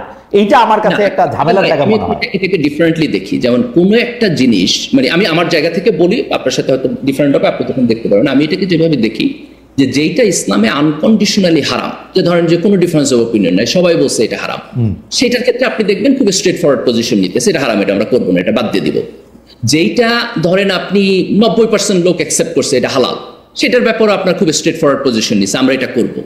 যেটা মাঝখানে ডিবেটেবল, সেই জায়গাতে তারা কনফিউশনে ভুগে, যে যেহেতু এটার পক্ষ কিছু লোক আছে, বিপক্ষ কিছু লোক আছে থিওলজিক্যালি, তো এটাকে আমি যদি এখন অ্যাড্রেস করি, তাহলে অ্যাড্রেস করলে বলে এটা নিয়ে হয়তো আবার একটা ইন্টারনাল সমালোচনা হবে। তো এইটার কারণে হয়তো তারা অ্যাড্রেস করে নাই, এটা এক। আরেকটা হলো রাজনীতিতে তারা হয়তো এই পজিশনও এখন পর্যন্ত যায় নাই যে এটা ওপেনলি অ্যাড্রেস করতে হবে। আমার বোধ হয় যে আগস্টের পরে দিস দ্য ফার্স্ট টাইম জামাত অনেক বেশি লাইমলাইটে আসছে, এখন এটা অ্যাড্রেস করতেই হবে। তো এটা আপনি যেভাবে সুবিধাবাদের জায়গা থেকে দেখেন, আমি এভাবে দেখি না, আমি এটাকে একটা প্র্যাকটিক্যাল প্রবলেম হিসাবে দেখি। এবং আমি যে একটা ইসলামিক রাজনৈতিক দল যখন সমাজে অ্যাডভান্স হবে, তখন এই ইস্যুগুলোকে স্ট্রেট ফরওয়ার্ডলি অ্যাড্রেস করা বাদে সে অ্যাডভান্স হতে পারবে না। আমার কাছে থেকে দেখে এটা মনে হয়েছে। ডক্টর গালিব, আমাদের একটা প্রশ্ন আছে দর্শকের প্রশ্ন থেকে নেওয়া, কিন্তু আপনি এটা 1 মিনিটে যদি প্রশ্নের উত্তর দেন তাহলে আমাদের জন্য ভালো হয়। ওনার নাম ওয়াস, মানে WASEIK, আমি ওনার নাম ওয়াসিক হইতে পারে, কিন্তু দুই শব্দ। উনি বলছেন, অনেকগুলি মেসেজ পাঠাচ্ছেন যে আফগানিস্তান কি খারাপ অবস্থায় আছে? ওখানে তো শরিয়া আইন আছে, তো এই আইন নিয়ে এত সমস্যার কথায় যদি বলতেন, ইসলামিক নিয়ম তো সবসময় আপডেট নিয়ম, তাই এই অনুযায়ী কেউ যদি চালু করে তাহলে সমস্যা কি? এইটা নিয়ে আসলে আপনি একটা মন্তব্য করবেন কিনা? আফগানিস্তান এখন খারাপ অবস্থায় আছে কিনা? আমরা জানি যে অর্থনৈতিক অবস্থা আসলে আফগানিস্তান অনেকভাবে ভালো আছে কি খারাপ আছে সেটা নিয়ে অনেক রকম ডিবেট করা যায়, কিন্তু আফগানিস্তান ভালো নাই, আসলে আফগানিস্তান অর্থনৈতিকভাবে খারাপ অবস্থায় আছে। এখন এটা ডক্টর গালিব যদি একটু বলেন। জি, তাদের পারফরমেন্স যদি আমরা এভালুয়েট করতে চাই, তাহলে আমাদের আরো সময় লাগবে। একটা যুদ্ধ বিধ্বস্ত দেশে তারা মাত্র আসছে, তো আমার বোধ হয় যে আরো কিছু বছর গেলে পরে আমরা তাদের মডেলকে অ্যানালাইসিস করতে পারবো। এখন আমাদের হাতে এনাফ ডাটা নাই তাদের ব্যাপারে কনক্লুসিভ কমেন্ট করার। এবং বাংলাদেশ আফগানিস্তানের মতো দেশ চান কিনা সেই প্রশ্ন আমি চরমনায়ের এই তুলনাটাই, এই যে ধরেন আফগানিস্তানের মতো দেশ হিসেবে ব্র্যাকেটেড করা, ইরানের মতো না, শুধু আফগানিস্তানের মতো না, ইরানের মতো, মালয়েশিয়ার মতো না, এইটা আমার বোধহয় কারোর মতো না। আমাদেরকে যেটা করতে হবে যে একটা ইসলামিক রাজনৈতিক দল যখন রাজনীতি করতে আসবে, তার ভিশনটা কি আমার দেশের জন্য এবং স্পেসিফিক জায়গায় কি, এইটা আমি মানে এইটা কেস বাই কেস। আপনি যেভাবে আমাকে প্রশ্ন করতেছেন, এই প্রশ্নগুলো আপনার জামাতের নেতাদের করতে হবে। জামাতের তার আভ্যন্তরীণ প্রোগ্রামে আলোচনা করে একটা স্ট্যান্ড নিতে হইব এবং এটা জনগণকে বলতে হবে। আমি মনে করি এইভাবে ইসলামিক রাজনীতিটা একটা মানে গণতান্ত্রিক স্পেসে পারস্পরিক আস্থার জায়গায় গিয়ে দাঁড়াবে। আপনি মানে মনিয়াপার কাছে আসি। মনিয়াপা প্রশ্নটা করে গেছিলাম, অনেক দর্শক আসলে নানা রকম মতামত করতেছেন। আমি শুধু একটা মতামত আপনার সামনে একটু তুলে নিয়ে আসি। আপনি বললেন যে ভিসি, ঢাকা বিশ্ববিদ্যালয়ের ভিসি আপনার সাথে খারাপ ব্যবহার করেছেন, আপনি কি একটু ইলাবোরেট করবেন কিনা? আপনার সঙ্গে না, মানে বিএনপির সঙ্গে খারাপ ব্যবহার করেছেন, সেইটা আপনি ইলাবোরেট করবেন কিনা? অনেকেই বলতেছেন যে না, আপনার এই কথা ঠিক না। দেখেন, এটা তো আমার লুকোছাপার কোনো কিছু নাই, এটা ওপেন তুই-তুকারি পর্যন্ত করেছে একটা ভিসি। অতদিনের ওই বিশ্ববিদ্যালয়ে উনি পড়ার নাই, উনি ওই বিশ্ববিদ্যালয়ের ছাত্র ছিলেন না, তো উনি তুই-তুকারি যে অনেক দিনের সম্পর্ক থাকলে একটা ঠিক আছে, উনি হঠাৎ করে উত্তেজিত হয়ে তুই-তুকারি যদি আদর করে তুই-তুকারি শাসন করা তারই সাহায্যে সোহাগ করে, যে আদর করে যদি না বলতে পারেন তাহলে তুই-তুকারি করতে পারেন না। এই সাম্যকে নিয়ে কিন্তু উনি এই কাজগুলো উনি করেছেন এবং উনি ওপেন কোনো আশকারা দেয় নাই। মিনিমাম একজন খুন হওয়া একজন মানুষ, সেই মানুষের জন্য যখন আন্দোলনের রত ছিল ছাত্রদের সাথে, সেই অবস্থাটা উনি করেন নাই, করলে উনি ভালো করতে পারতেন। তো এইখান থেকে আমরা বলতেই পারি যে ওনার বিহেভটা নিয়ে এই কথাটা বলতেই পারি। এবং সামনে যারা আপনাকে এই প্রতিবাদগুলো দিয়েছেন, সামনে ডাকসু নির্বাচন আছে, আমার মনে হয় খেলা আরো জমবে, ওনার বিহেভ, ওনার অনেক কিছু আরো ওপেন হবে, আমরা দেখতে থাকবো। আর কি বলবো, এটাই আমাদের একমাত্র লক্ষ্য। যারা শিক্ষা প্রতিষ্ঠানগুলো এইভাবে দখল করেছে, আপনি দেখেন যে খুলনার ভিসি কি করেছিল, খুলনার ভিসিকে কিন্তু আন্দোলনের মুখে চলে যেতে হলো, অথচ ছাত্রদল নিয়ে উনি যখন যে বিহেভটা করলেন সেখানে কিন্তু কোনো আন্দোলন হলো না। কারণ আন্দোলন হবে কিভাবে, আপনার শস্যের ভিতর ভূত থাকে, শস্যের ভিতর যখন ভূত আছে তখন আন্দোলনটা আর ওইভাবে আগানো যায় না। আর বিএনপিও প্রতীক্ষা করছে, তার সাম্যর সেই আত্মীয়কে আমি বলতে চাই, আপনারা ধৈর্য ধরেন, বিএনপি প্রতীক্ষা করছে। বিএনপি নির্বাচনটা কোনোভাবে, একটা অনির্বাচিত সরকারের কাছ থেকে অনেক কিছু পাওয়া যায় না চাইলেই, অনির্বাচিত সরকার অনেক কিছু থেকে নিজেকে রেহাই দিতে পারে। তো সেই জন্য একটা নির্বাচিত সরকার আসুক, অবশ্যই আমরা আমাদের সন্তানের বিচার পাবো, আমাদের ভাইয়ের বিচার পাবো, এবং বিচারটা যেন ত্বরিত হয় আমরা সেই চেষ্টা করব, এটাই আমি বলতে চাই। আর আপনি মনে হয় মামলা মোকদ্দমা নিয়ে কথা বলছিলেন, মামলা মোকদ্দমার যে ব্যবস্থা খালেদ ভাই, সেটা হলো যে হ্যাঁ, এটা সত্যি বাংলা বাণিজ্য আগেও হয়েছে, এখনো হচ্ছে, হয় নাই তা বলবো না। আপনার যেমন ধরেন, আমি আওয়ামী লীগ করতো, আওয়ামী লীগের শাস্তি হোক, আমিও চাই, কিন্তু সে যদি অন্যায় করে থাকে। কিন্তু একটা টেলিভিশনের মালিক, এই যে কয়েকদিন আগে একটা টেলিভিশনের মালিককে দেখলাম, সেইখানে তাকে খুনি হিসেবে দেখানো হয়েছে। টেলিভিশনের মালিক শেখ হাসিনার অনেক তাবেদারি করতে পারে, অনেক নোংরামও করতে পারে, অনেক কিছু করতে পারে, সেই বিষয়ে মামলা হতে পারতো। সেটা না হয়ে মাই টিভি সম্ভবত, সেটা না হয়ে সেই তাকে খুনের, উনি খুন করবে, এটা তো আসলে বিশ্বাস না। এই জন্য মামলাগুলোর মেরিটও অনেক সময় দেখা হয় না, মেরিটটা না ছাড়া এই বিচার না। আমার প্রশ্ন ছিল যে এই বাণিজ্যগুলি, অজ্ঞাত নামগুলি ঢুকায় দেওয়াটা, এটা সারা দেশের স্থানীয় পর্যায়ে বিএনপি নেতাকর্মীরা করতেছে কিনা? এটা শুধু বিএনপি করতেছে তা না, যে যেভাবে মামলাগুলো দিয়েছে আপনার সবাই, এনসিপি জামাতও করতেছে, 1-2% করতেছে, তারা ওইভাবে কাটছে, ঝুঁকাচ্ছে, আবার কাটছে, এবং পুলিশও করতেছে। পুলিশ আগেও মামলা বাণিজ্য সবসময় উৎসাহ দিত, উদ্দীপনা দিত, এখনো পুলিশ কিন্তু এখানে পিছিয়ে নেয়। কারণ মামলা হলেও এটা হলো শাকের করা, দুই দিকেই কাটে। আপনার মামলা যে করতে যাবে তারও সমস্যা, আবার যে মামলা থেকে যখন ছাড়া পাবে সেটাও সমস্যা। সেই জায়গাগুলো থেকে শুধু টাকা টাকা আর টাকা হতে পারে।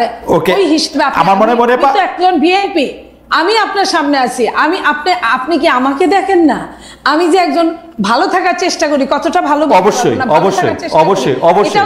এটাও তো অবশ্যই মনে হয়। আমিও তো বিএনপি, আপনার দিকে তাকাই আমি চাই যে বিএনপি আপনার মতো হোক। খালেদা, আমি 1 মিনিট একটু বলি। জি, দেখেন, একটা পার্টির ভালো হওয়ার জন্য তার 2টা জিনিস দরকার। একটা হলো বেশি বেশি ভালো মানুষদের এই পার্টিতে উঠায় আনতে হবে, রাইট, এবং হলো যে পার্টির স্ট্রাকচারাল জায়গায় গ্রিপ আর একটু ভালো হইতে হবে, যাতে করে সে কন্ট্রোল করতে পারে। সে বারবার এই কথা না বলতে হয় যে আমরা তো অনেক বড় দল, আমাদের তো আর এক্স্যাক্টলি। তো আমার কথা যে এই জায়গাটাতে আইনের অনুশাসনটা হাতে নেই, আমি এটা বলছি, ভূমিকার অভাব আছে আর কি, এটা আমার কাছে মনে হয়। যে সরকার কিন্তু এখান থেকে নিজেকে সরিয়ে নিতে পারে না, এখানে সরকার দায়ী। সরকার কিন্তু এটা থেকে সরতে পারে না, সরকার কিন্তু আইনের অনুশাসন চালু করেন নাই, রাইট। আমরা আসলে অনুষ্ঠান শেষ করে দিতে হবে, আমরা মানে 1 ঘন্টা একটু বেশি কথা বলে ফেলছি। আমি শেষ মন্তব্য একটু ডক্টর গালিবকে পড়ে শোনাতে চাই, আপনি যদি এটা নিয়ে কথা বলেন। সেই একই ব্যক্তি, উনি আরেকটি মেসেজ পাঠিয়েছেন যে খেলাফত ছাড়া ইসলামে কোনো অপশন নাই। গালিব সাহেব যতই মডার্ন ইসলামের কথা বলুক না কেন, গণতন্ত্র কখনো ইসলামের অংশ না। আপনি যদি মন্তব্য করতে চান, আপনি একটা মন্তব্য করতে পারেন, তারপর আমরা অনুষ্ঠান শেষ করতেছি। বাংলাদেশে ধরেন যারা ইসলামী রাজনীতির চিন্তা করে, তাদের মধ্যে একটা গ্রুপ আছে যারা মনে করে যে গণতন্ত্র আনকন্ডিশনালি হারাম এবং গণতান্ত্রিক সিস্টেমের মধ্য দিয়ে যায় ইসলাম প্রতিষ্ঠা হবে না। আবার একইভাবে ইসলামিস্টদের একটা বিশাল গ্রুপ আছে যারা এটার সাথে ডিসএগ্রি করে এবং যারা মনে করে যে গণতন্ত্র হলো একটা প্রসেস মাত্র, এটার স্লাইড কিছুটা মডিফিকেশনের মধ্য দিয়ে এটাকে ইসলামের সাথে অ্যাডজাস্টেবল করা সম্ভব। তো আমি বেসিক্যালি সেকেন্ড গ্রুপকে সাবস্ক্রাইব করি। আমি মনে করি যে আধুনিক রাষ্ট্রের মধ্যে ইসলামী মূল্যবোধের রিফ্লেকশন হওয়া সম্ভব এবং এর মধ্যে দিয়ে একটা ভালো রাষ্ট্র। আমার একটা শেষ প্রশ্ন আছে, প্রথমে মানে মনিয়াপার কাছে, তারপর আপনার কাছে, খুব অল্প সময় ধরে যদি বলেন, কারণ আমরা পারে আসি। মনিয়াপা, এখন বিএনপি যে রাজনীতি করতেছে বা যে রাজনীতিটা মানে আমরা দেখতে পাচ্ছি, সেইটার সাথে আপনি মনে করেন কিনা যে এইরকমই হওয়া উচিত, নাকি এটার মধ্যে আসলে ইমপ্রুভমেন্টের জায়গা আছে, পরিবর্তনের জায়গা আছে, এইটার একটু বাকবদলের একটু জায়গা আছে? দেখেন, সমস্যায় পড়লে এক ধরনের রাজনীতি, তখন ওই যে বলেন না যে বানের পানি যখন আসে তখন মানুষের সাপ জড়াজড়ি করে থাকে, তারপরে কিন্তু যখন সাধারণ সময় তখন একজন আরেকজনের শত্রু। সেই জন্য এনভায়রনমেন্ট অনুযায়ী দলগুলো তাদের কাজ করে। এখন আমরা সবাই খুব বিপদের মধ্যে আছি। এখন কিন্তু অস্থিতিশীল বাংলাদেশে আমরা বাস করছি। আপনি তো চলে গিয়ে বেঁচে গেছেন, আমরা আছি, আমাদের প্রতিনিয়ত যুদ্ধ করতে হচ্ছে। আমরা আগেও যেমন মনে করেছিলাম আমাদের জীবনের নিরাপত্তা নেই, এখনো কি আমরা মনে করতে পারি আমাদের জীবনের নিরাপত্তা আছে? অবশ্যই নাই। তো সেই জায়গা থেকে আমরা যখন সাফার করছি, তখন আমরা মনে করি যে দল যদি ইলেকশন যদি হয়, আমার ভোট আমি দিব, যাকে খুশি তাকে দিব। যদি এই প্ল্যাটফর্মটা দাঁড় করাতে পারে এই সরকার, দেন আমার মনে হয় বিএনপি একটা উদারনৈতিক দল। বিএনপি অবশ্য কোনো জায়গায় যদি সমস্যা মনে করে, সংস্কার চিরস্থায়ী চলমান, সংস্কার কিন্তু এখানে স্থবির হয়ে থাকে না। সংস্কারের পথে হাঁটছে, ৩১ দফার পথে হাঁটছে, ৩১ দফা আরো বেড়ে গিয়ে কখনো ৩৫ দফা হতেই পারে। মনিয়াপা, আমরা বুঝতে পারছি। ডক্টর কালিব, আপনি জামাত ইসলামী সহ অন্যান্য ইসলামিক দলগুলি, জামাত ইসলামী নিয়ে যদি আপনার কাছ থেকে আমি জানতে চাই যে বর্তমানে যে রাজনীতিটা জামাত ইসলামী করতেছে, সেইটাকে আপনি মনে করেন কিনা যে ঠিক রাজনীতি করতেছে, নাকি এটার একটা বড় কোনো বাকবদল, পরিবর্তন বা সংস্কার আপনি চান জামাত ইসলামীর? আমি মনে করি যে মানে জামাত ইসলামের কয়েকটা অ্যাডভান্টেজ আছে। একটা হচ্ছে যে এটা মানে খুব লুজ পার্টি না, খুবই অর্গানাইজড পার্টি, এবং তার ফলে তারা কোয়ালিটি কন্ট্রোল করতে পারে, এবং তারা অনেস্টি এবং কোয়ালিটির যে কম্বিনেশন এখনকার প্রজন্মের মধ্যে আছে, আমি মনে করি যে এরা কালেকটিভলি এই দেশকে হিউজ কন্ট্রিবিউশন করতে পারে। জামাতের দিক থেকে শুধু একটা পয়েন্ট আমার, সেটা হলো যে পলিটিক্যাল এজেন্ডা বেস তাদের যে পজিশন, সেটাকে একেবারে খোলামেলা ভাবে জনপরিসরে তাদেরকে ব্যাপকভাবে আলোচনা করতে হবে যে দিস ইজ মাই স্ট্যান্ড। আমার মনে হয় যে আমি ডক্টর কালিবের কথার একটু একো করতে চাই, যে আমার কাছে মনে হয় যে রাজনীতিটাই করুক না কেন, সেই রাজনীতিটা যদি আমাদের সামনে স্পষ্ট করে, সেটা বিএনপি যদি বিএনপি রাজনীতিটা আমাদের সামনে স্পষ্ট করে, জামায়াত যদি জামাত ইসলামের রাজনীতিটা আমাদের সাথে স্পষ্ট করে, আমরা যারা সাধারণ মানুষ আছি তাদের পক্ষে চয়েসটা করা এটা সুবিধাজনক হয়। মানে চালাকি না করে যদি আমাদের সামনে আসলে ব্যাপারটা